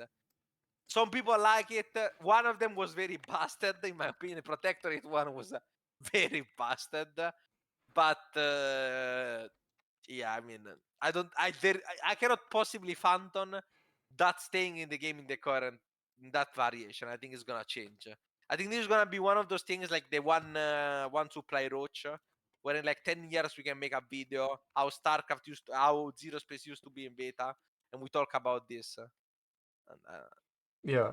Any other wishes for ZeroSpace future? Let's say. hire me. Okay. If they want to upgrade this, I'm gonna work 10 hours a day. Anything that you can offer me compared to the average pay in Italy is gonna be 3 times as much. So you don't even have to pay me a lot. Hire me. I'm your man. Zero Space guys. If you look at this, I'm your man. If you I'm thought Grail was bad before, wait until Lorimbo balances Grail. I'm your man. You want me. You want me in your design team. You want me in your balance team. I'm your man. I don't even know what the combine that makes Zero Space is called, actually. Oh, Unfortunately. that's a good question. So I can but Uh, I'm your this is why we man. need producer pad around. Yeah. Well, producer pad offered to enter, but to join, but you refused. You didn't say any. I can't open the message because of the new technology. Do you not enjoying the new technology? You know you've I written think two things on the new technology, and yeah, but that's I it. really like the fact that you're doing it. Like, it looks very good. Thank you. I actually have a Zero Space update to put through. Also, apparently Batman played Zero Space. I don't know who that is, but they're on my Steam friends list. That's So no clue. No clue what that is. It's I have not no me. idea who that is. They've played 19 hours. Who knows? Yeah. No more spam recall. Like, Grell will finally be balanced. Grell will finally be balanced. Zero Space was also a game in which I played all three races. I had my opinion, and still people accuse me of being biased. Like, you cannot escape the bias. Like, no matter how many different races you play, and how on point you are, and how like correct I was about certain things about predicting the meta, people will always say that I was like just balanced. It's insane. It's inescapable, bro. Like, there is no amount of design discussion that you can have without people just telling you that you're balance winning. It's the Zero Space convinced me of that. That there's just no hope. I No looked hope. it up. Starlance Studios makes Zero Space. What's the name again? Sorry? Starlance Studios. Starlance. I'm your guy. You want me. You want me. Okay, this is how our document is looking. We've got a whole we've got quite a lot to fill in. We've got quite a lot left. Yeah, I But think it's. I mean, we've Covered What just have about you everything. followed? Oh no, we haven't. I've thought of something. I know what we can talk about. The dreaded, and actually I don't know how to spell it. Is this how we write it now? With the little e? Yes, but what do you mean the dreaded esports? Wait. Because What? nobody knows how you're meant to write esports. Have you ever been on the Wikipedia for esports? No, It says why like would I? Why it would says I be at like the week? esports, esports, esports. There's like a million different ways. I always split this one. I always Okay, like this we'll one. stick with this one. Talk to us about the state of esports. Well, in general or RTS Yeah, well, esports? that's yeah. Well, okay, I don't know about in general. I Okay, don't give a shit no, about in no. general. Well, I'm not sure about it though. Oh, okay. How come? Because I'm not good at making I don't understand. I will admit, freely admit, I don't understand how money works. In the sense, I'm not a. Yeah, put I this as quote. I'm not I I'm don't- not sure. I think you can exchange it for goods and services. Shut the I'm fuck not up. sure. I'm not What I mean 100%. by that is, I am not a person in the know about the financial transaction that are behind certain things. I don't understand how sponsor move. I don't understand how creating a team like a professional team works. I followed quite a bit through this guy's toast made a professional Valorant Mhm. team and talk a lot about how essentially was throwing $1 million away. Well, not away because these people were getting paid. He wasn't literally throwing, but essentially was getting very low returns, even with merchant stuff. Right? So to me, that part is very unclear. Like I don't know stuff like Basilisk. What do they get in return for paying Sarah and Rainer and stuff, right? Like what's how are they funding their finance? How does that whole model work? I'm not quite clear about. What I can tell you is everything else, right? That everything else I'm pretty confident on, like on how the in because I've been on teams. I've talked to a lot of managers of teams. I've had experience with quite important people in the world of esports, and that part I'm fairly confident about. But I cannot talk about the financial aspect. Well, that's okay. I wasn't asked about the financial aspect. Yeah, It's fine. yeah. So what I can say is that I think there are a couple of things to be talked about in esports. So first off, how is the interest going right now? That's an interesting question. The problem with esports, and this of course applies to RTS esports too, is that games have a very natural life expectancy. A game that just came out, that's popular, is gonna make big numbers. It's gonna be a lot of money. The next Palworld, the next Pokemon. Well, those are not esports, but you understand what I mean. The next Call of Duty, when Helldivers is Warzone big at came. the moment. Yeah, Helldivers is big at the moment. This goes for every game, right? And when the game is fresh, is new, you have a lot of stuff. But the key to esport is the fact that the game must do well, not only when the game is new, but over the long run, right? And there are possibilities where a game could be great, but you cut the fans too early because you don't believe in it. I've said before that I think in a different world, Heroes of the Storm could have been great. I stand by that. I think Heroes of the Storm did a lot of things better than LoL, but the cards just weren't right. It was not the right moment. It was not the right publicity. A lot of things were just not working properly, right? Uh, what is it called? The marketing wasn't there. Blizzard cut support through half of it. It was a shame.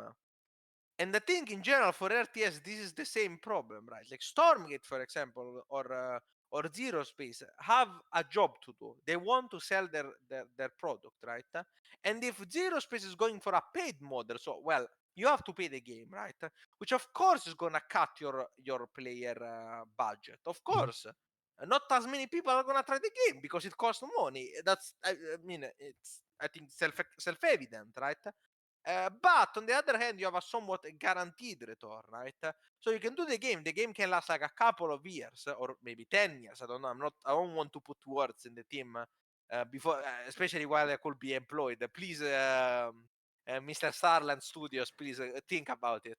Uh, but um, overall, the game is a success. They get their money, players are happy, and then after 3-4 years, the game is not as popular anymore. But it's fine because we got our money back. It's completely fine. We can do the next project, Yeah. etc. But Right? it becomes more like a regular, like on the shelf product, let's say, where it Yeah. costs you $2 to make, you sell it for 250. So, minus some overheads. If you sell 10, you've made enough money to make another game. You just kind of run it where you're just make But not money only that that, way. this will be more similar to something like other successful video games franchise that are kind of esports too, like stuff like Call of Duty or FIFA Hmm. or Overwatch 1 NBA. was not free to play. Yeah. Yeah, or well, Overwatch. Let's just say that Overwatch. I thought Overwatch was another excellent idea, poorly made. Are you starting to notice a trend with Blizzard? But fuck, I swear, Blizzard has so many good titles. They fumbled the bag, bro. I swear. They I, I fumbled I'll so disagree hard. with you on both. Weirdly, I think Overwatch is borderline unwatchable as a esport. I think first and Oh, foremost. what do you mean? Uh, I don't disagree with that. I think that's right. okay, fine. But I thought the concept was insanely cool, bro. Are you Okay. insane? No, I think the concept is cool. I just think that in terms of turning something into a video product, yeah, a video product Yeah, as opposed they to made a it very video game, poorly. then yeah, it's way different. I Yeah, think they made it poorly. I think Heroes of the Storm was always going to suffer because of the base mechanics of the game. What I mean by that is, in my opinion, esports really need like a standout, a star. I think if you go around and ask like, "Oh, who's your favorite League of Legends player?" Like you could tell me what like 90% of the people are gonna say, right?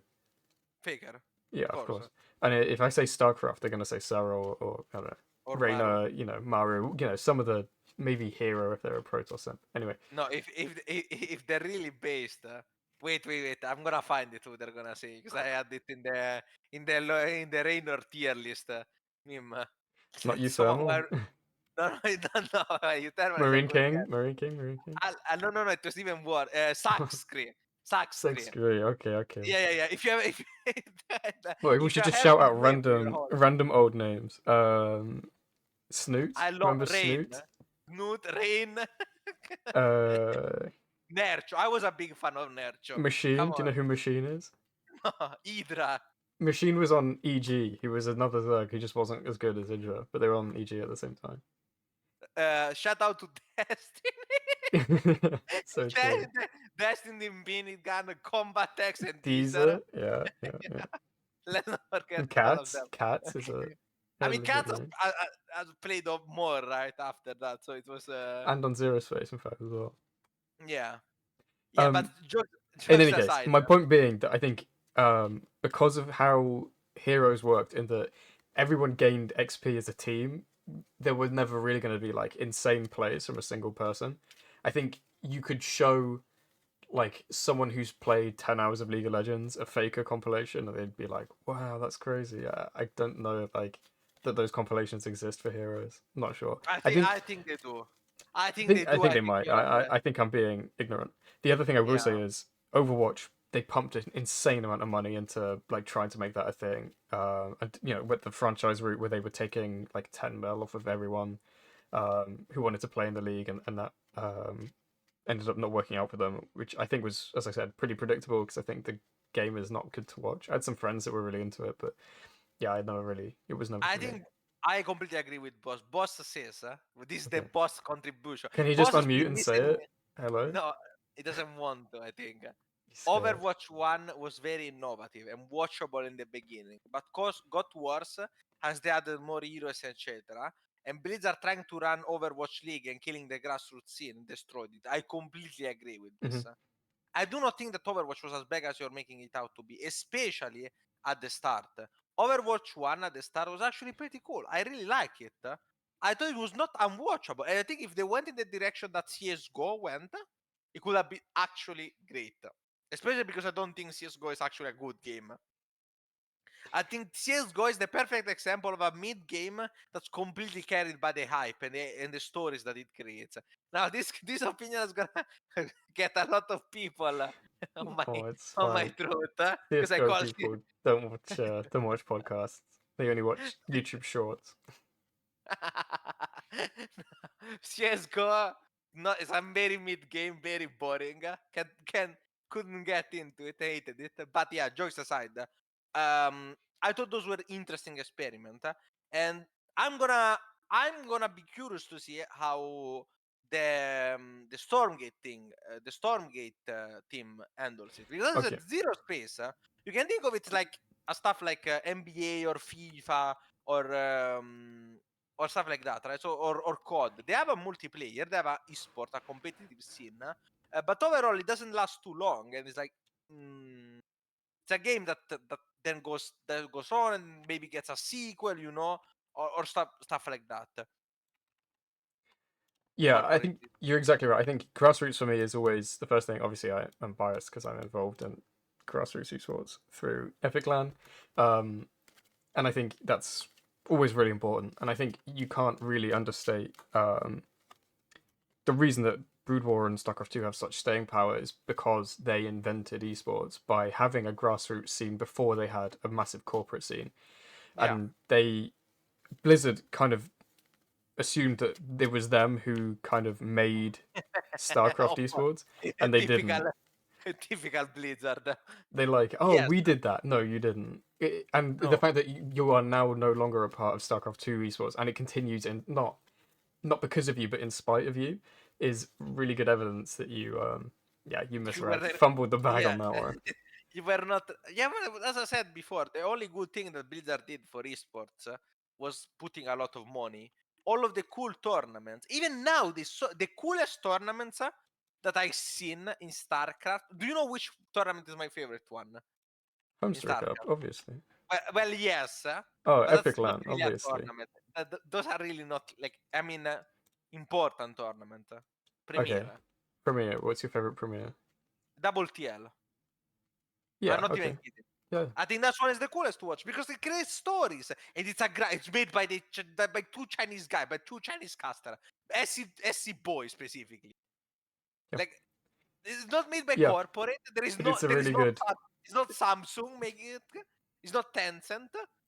It's made by literally two Chinese guy who really like StarCraft and made by just putting money made the coolest league I've ever seen. So the rules are perfect, everything works perfect, Mhm. the matches are exciting The up until format the is final. really good as well. Yeah. The format is really cool, and except I think so far Stormgate is on a good track because as we mentioned before, the tournament scene is pretty healthy there, and seems to be a lot of space for grassroots tournaments from what I saw. Now some things are a bit worrying, having to use the in-site matchmaker, like what is it, like bracket thingy, bracket maker system. That's sketchy as fuck.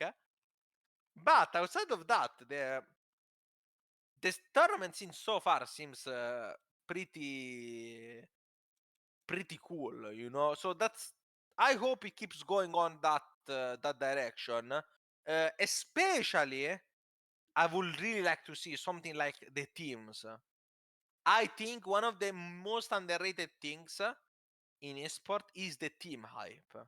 You're Hmm. not only a fan of the play, you're a fan of CJ Entus. And I think Yeah. the Koreans were doing so well with it. Like, that's such cool ideas. Like, basically, just make it a K-pop group.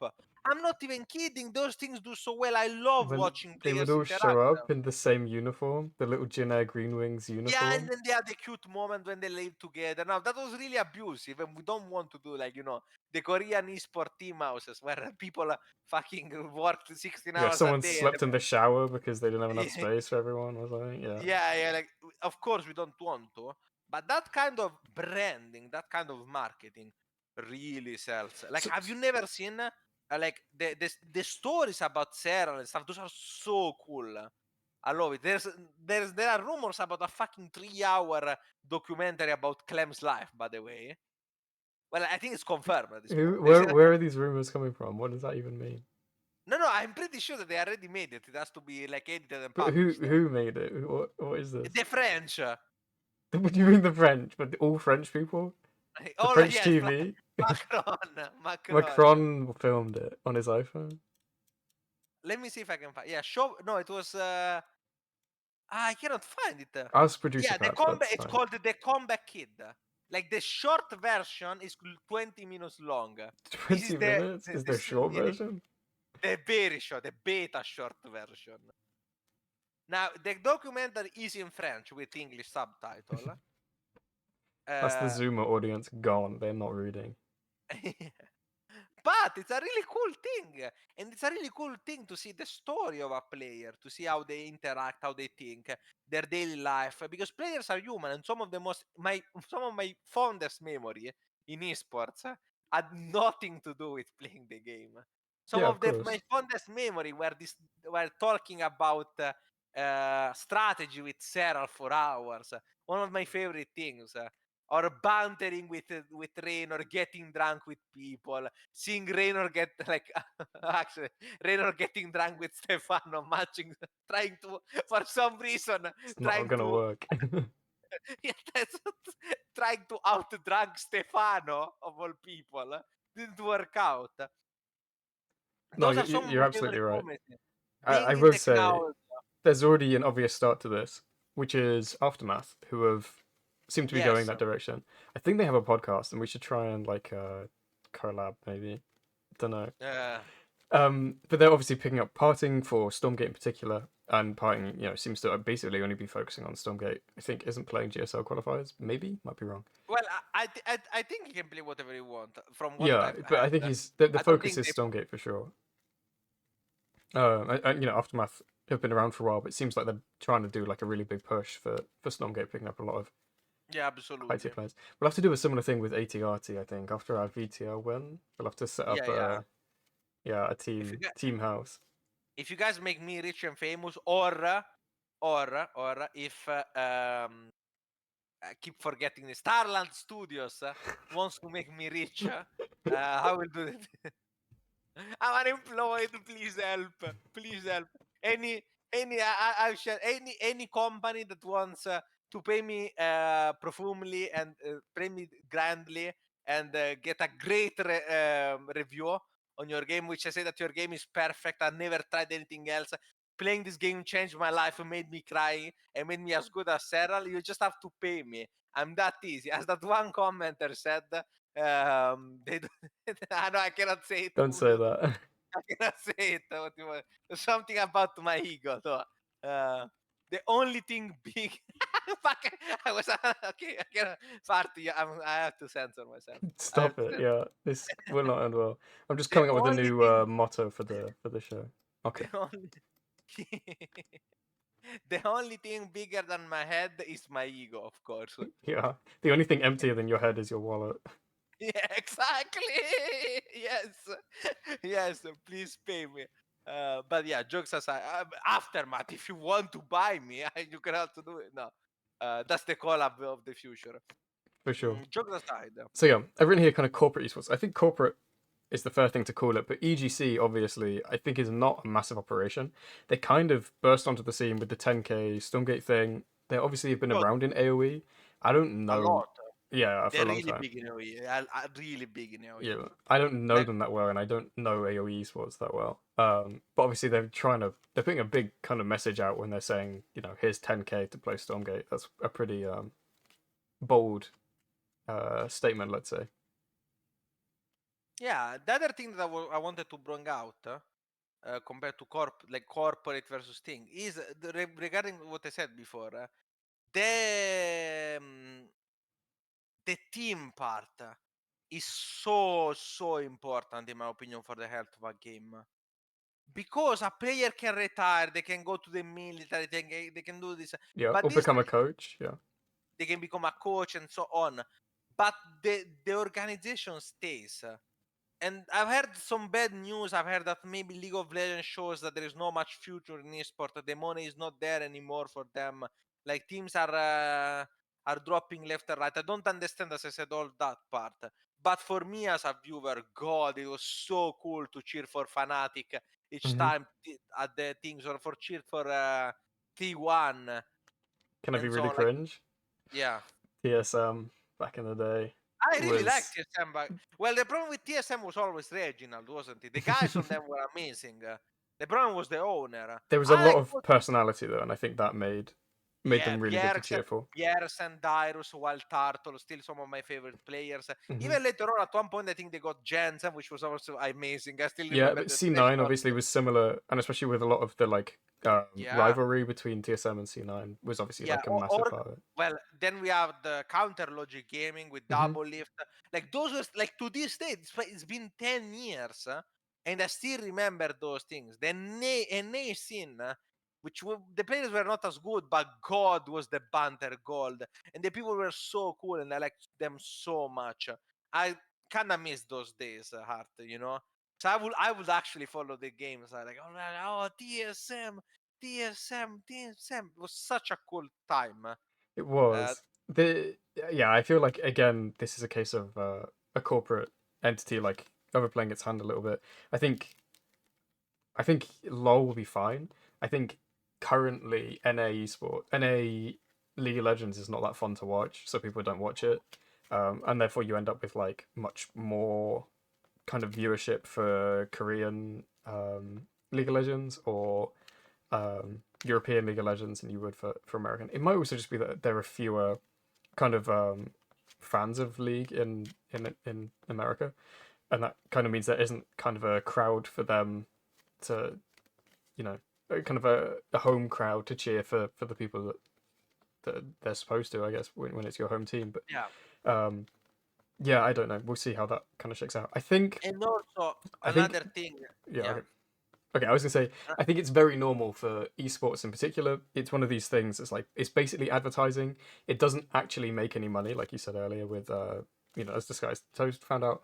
Um, and I think it's very normal for it to have booms and bubbles that pop, and the bubble pops, and the scene shrinks right back, and then we see it kind of grow back to a more reasonable size. I think basically we're now in kind of one of the bubbles popping, where it's gone from a very bloated, like unsustainable size to a much more realistic, reasonable size. And I think, yeah, I think it can look like the scene is dying off when the bubble pops. Whereas what you should be thinking is that it was massively too big before. It was unsustainable before.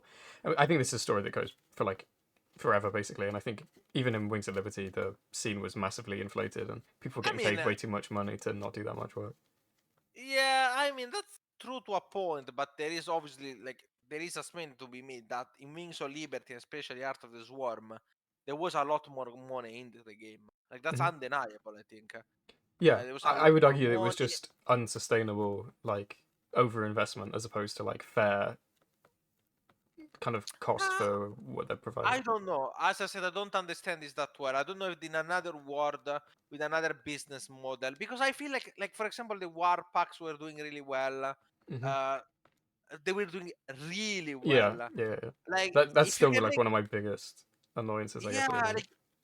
like like worst comes to war. Okay, don't go to loot box because that's actually peak cringe.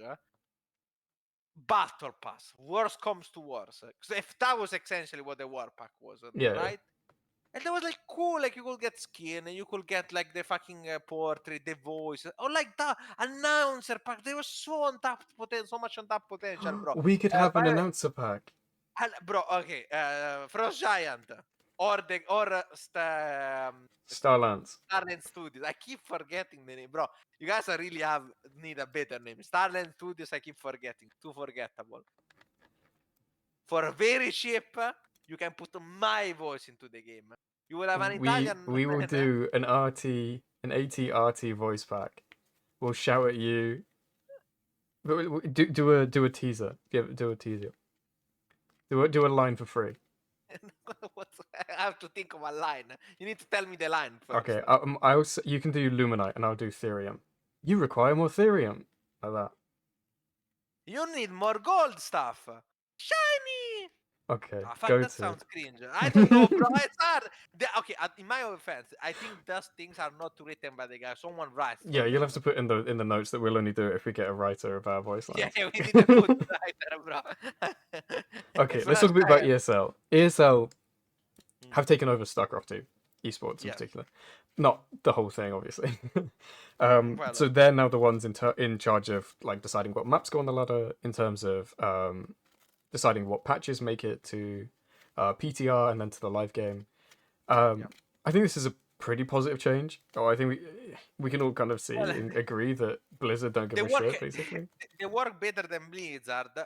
but the problem is, like in the case of ESL, the problem has been ESL were always doing all of the works. Now they also put the money. And in the case of DSL, there was the controversy with where the money is coming from. In that case, Saudi Arabia. It's not the greatest What's wrong funding you with can. Saudi Arabia? I just hate Saudi Arabia. It's just the problem is that I like journalists too much. I like journalists too much. They don't Do you seem prefer them to with share. their heads attached? I gotta say, you gotta. I prefer them with all of their limbs No, attached. Yes. that's very out of fashion. That's very old school. Yeah, I've been told I'd it's get not over great. that if I were you. You know that after this joke, we are not gonna get employed by anyone who's fucking We just Saudi. ruined our ruined our chances to make the big Saudi. bucks. Okay, if you pay me enough Saudis, I will change my opinions on you. I love money, even blood money. I love all money. Shower me with blood money. The money we don't get. Yeah, exactly. Just The keep that. shower money. Try and keep that in Shower frame as money. much as we can. More money, please. Exactly. Uh, Um, no, but no, but I think it's good just to have some support for the game. And I do think, to go back to now about an hour ago, we had a conversation about when a game truly dies, and I think a game truly dies when you don't have big events that people can latch onto. And I think a lot of people say the funnest events are like your home story cups and your WTLs and this sort of thing. But I think for the average consumer of an esport, they will probably only notice when a really massive event, let's say a Katowice, an Atlanta, a I Valencia, a think. Yon Shopping show up, and that's when it shows up in their Twitch, and that's when they'll actually catch back up with the sport and see where they are. Well, the thing for me is that different people at different level of competition and different level of knowledge and different level of being inside the scene will enjoy different things. Hmm. So for me, Home Story Cup will always be the top. Why? Because I get to be there with my friends, which happens to be pro player, but they are my friends overall, right? So to me, Home Story Cup is a way to meeting. It's a way to meeting you. It's a way to meeting Fiant. It's a way to meeting Serral, Raynor, of meeting Mark, Uthermal, of course, that keeps memeing me about all of my shitty balance. Do you know that Uthermal made a poll on Twitter with all of the races that I play and asked everyone which one was the most imba just for me? Did you know that? Because he says that I pick the imba race in every game. He made a race and asked which one is the more imba. Like, fucking astounding, bro. Fucking astounding. I respect it. I like the high level trolling. Because I read. No, the worst part is I read the Twitter. I was like, "This is about me, isn't it?" But I wasn't sure, so I did not have the courage to ask him, right? Because if it's not about me, I look fucking egotistical as fuck, right? So I didn't ask him, and then when I met him on ladder, he's like, I made that thinking about you. I was like, "Fuck, I knew it, I knew it, I knew it was targeted, I knew it, I felt attacked by it." Well, ESL. By the way, shout out ESL. Apparently, no, hasn't paid Night Phoenix. Pay him. Come So on, guys. true. Yeah, yeah, yeah, Pay, yeah, yeah. support. I don't know exactly if it's ESL or Blitz or not, but Night Phoenix has not been paid. The guy already fucking lives in Ukraine. Cut him sounds like he needs the money. Come on. Well, Let's it is a not be fair cringe point. there. Yeah. Yeah, let's not be cringe. No, you are right. I don't know. I don't think I have much more to say about ESL. I think the only thing to say about ESL is it'll be interesting to see which game they end up supporting, which one they think, I guess, is the StarCraft 2 replacement, if there is a StarCraft 2 replacement. I'm not sure after actually that they're gonna support something else. I will say I kind of like Alex07 pickup. I think has been doing quite a good job. I've never seen anything like bad from him. And he's so yeah, Yeah, I seems like think a he good does a guy. good job. Both organizing, I've heard good things about him, and like in communicating, he also feels like a cool guy. So props for that. It's a good spokesperson. Mhm. I think that was a good pickup. Sorry, the hiccup. Frost Giant Macherian skin. Please give us your skin.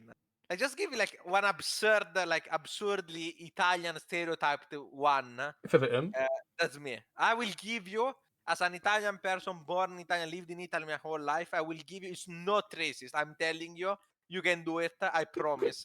Just make it the most stereotypical racist Italian caricature you can find. I give you permission. What unit though? The imp, or maybe the gaunt, and you can throw garlic bread at people. No, I think you have to go for the unit that I love the most. Well, The not Spriggan. anymore. Shut the fuck up. The Magmadon. The Magmadon, but like just a giant like Italy themed Magmadon. But So instead of stomping, he goes like this. I don't know what you're doing. I cannot see you. Remember? You can't see me? No, I don't know what you can see then. I can only see the technology. Really? Yeah. Oof. Okay. Well, I see if I find a GIF of what I'm doing. I'm doing this. You ruined the magic. Oh yes, yes, of course. Okay, we have to talk about GSL, which is the last kind of corporate. See, now that Yeah. half of the thing is cut off at the side of the screen, it looks really bad. Don't worry about it. We have to talk about GSL. Yeah. GSL is dead. It's so over. It's over. To be honest, I've always found it overrated. Yeah, Sorry. you don't give a shit. Don't worry about it. I really like GSL. I sort of was always quite keen to go and see it live. I think, unfortunately, there's no point going to see it live now. They've scaled back the like in-person stuff a lot, which was fine due to COVID, but I think they've scaled it back still. I might be wrong on that. Yeah, they scaled it up a lot. The thing It's just not enough money to like support I people to be don't think full it time. works anymore. I don't think the idea works anymore. I think it worked when Korea was at the forefront of StarCraft 2. When the Koreans were the best, when they had all of the teams, had Entus, Jade Wings, Pink Wings, whatever the fuck they were called, like all Jin of those Green cool, Wings. Yeah. yeah, Jin Air Green Wings, like all of the good things and stuff. And I think that was the golden era, right, of Korea-based esport. But the GSL just doesn't work anymore. The players have gotten old. So many of the cool faces have disappeared. There is no new guys to cheer for. It's always the same people. Unlike the European scene or the American scene where you see like innovation constantly. I don't know. I don't know, Heart. Like they're gotten old. It's gotten stale. The format I doesn't work as well haven't anymore. I seen think innovation for WPL. ages. Didn't he go for the military? Fuck off with this. This is the worst joke I've ever made. I couldn't stop. Actually, I couldn't stop. I had to. I think you're right. I think I'll disagree, and I think I'll say that on average, Korea is still probably the strongest region. Only Seoul really, predictably or like, I don't call it consistently beats out the top Koreans. It's still like tough competition. I think between him, Maru, Dark, I don't think Solar. there is enough competition. I don't know. I mean, for the top four, if we're saying the top four players in the world, I think a lot of them are still kind of the Koreans. But I think mean, you're still completely right. In that, well, like, the thing is, you might say, like, oh yeah, on average, the skill level is higher on Korea, and that mhm. might be particularly the case. For example, if you're a Terran player. But outside of that, I think the best Zerg in the world is Serral. I think the best Protoss in the world is MaxPax. Then I think then the Terran is a bit Yeah, lacking. but it's not like you see Max Packs at events anyway. Yeah, okay, but that's nothing to do with the region, right? And also, this is the other thing. I've gotten quite bored. Like some of the periods are really fun to watch. I think the Koreans are actually super fun to watch. And some of the Korean protos are the Korean Terrans. I only like Bian. I think it's really cool to watch. Everyone else is a camper, especially Maru, most boring player ever. No clue why he's so loved. This is a Maru disc. Maru, come at me. 1v1 me in real life. I can crash Alternatively, you. Mario, if you want to I pay can us to crash. say nice things about you, then Yeah, that's an Maru, option yeah. too. If you want to Yeah, bribe, that exactly. works. Alta bribe also works. Absolutely true. Um, No, I just think it's sad that we're seeing less StarCraft. That's all. yes, I agree. But the thing, like on the other side, I think the Chinese scene is getting bigger. Mhm. With Master Colosseum, WTL, and those guys are really passionate heart. No, yeah, I Like, agree. I've seen the Chinese fan; they are very obsessed. Have you seen what happens in the Twitch DMs every time Marino loses or No, Mixu loses? I don't So know they this one. okay, I'm gonna tell you a piece of information, a secret piece of information, right? It's not gonna be a I'm secret after this, but continue. yeah. So, Chinese fans. This is not a stereotype. It just happens that they were all Chinese. They bet a lot. Esport betting is really popular there, apparently. No, So yeah, they love gambling. Yeah. they love gambling, yeah. So they often bet on basically anyone, like any tournament ever has got bet. And they're very vocal. I don't know if like the culture is very weird, both in Korea and in China, about like having high expectation about like like just being really, I don't know how to explain. Like, they're just very entitled to famous people. Like, if you've ever seen in Korea, when an idol does something wrong, like even an incredibly minor thing, the fans get angry at them, Yeah. which is a ridiculous Well, thing. like when Jimin got caught smoking a cigarette or something. Yeah, exactly. They'll be like, "Oh wow, we're so disappointed.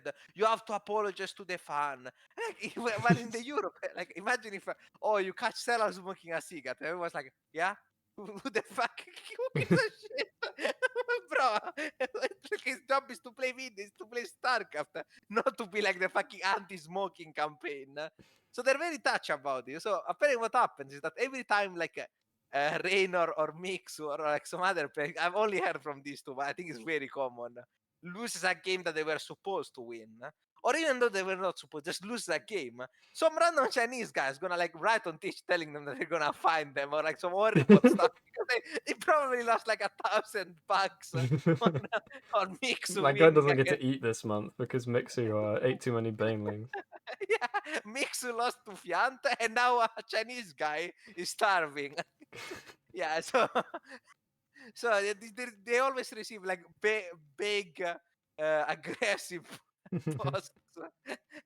Based, to Uh, be honest, we need more of they always use Twitch for some reason. it. Like it's always on Twitch DMs that they get them. Okay, well, we're hitting the 2 hour mark. Yeah. I think we've covered just about everything we can cover. We've talked a bit about kind of the vintage RTS, Brood War AoE2, Warcraft 3. Obviously covered a Yeah, tiny amount of AoE4.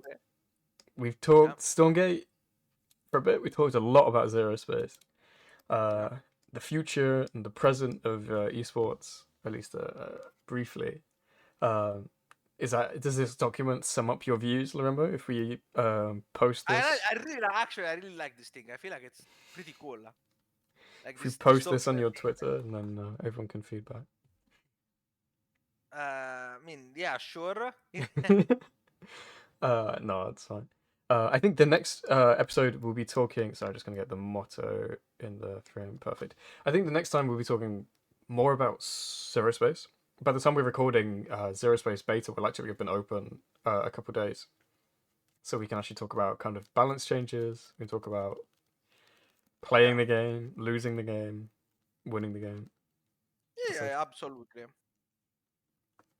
I lost the game, by the way. Oh, for fuck's sake. Now you made me lose too. And now you made our viewers lose too. For fuck's sake. Do you know, Why would until you do like a few months ago, I'd literally been winning for like years, and then out of the blue, I just remembered it, like just by myself. I wasn't watching anything or anything. I just remembered it and just instantly lost after like maybe 2 years. that? I'm Okay, still mad well about done. it. I'm still Congrats. mad about it. Congrats. I don't know what kind of what kind I'm of just saying I was doing a good job of winning the game until I lost. do, do you want a headbutt or something? Like what Yes, that's what I want. well done. You're doing such a good job. You're such a cool boy. Okay. Shut up. Goodbye, Lorimbo. I'll speak to you next week. But that's not true. That's a lie. We speak every day. Bye bye, everyone. I love you as always. Like and subscribe. But don't forget, Yep. smash that like button. Follow us on Spotify, please. Thank you. Yeah, follow on Spotify and help us become famous so I can get employed by Frost Giant, Starland Studios, Riot Games, Tencent, the Chinese government. I'm open for everyone. The Saudi government. Go Saudis, ahead. Go ahead. Putin. Mr. Putin, if you want to pay me, sure. Bye bye.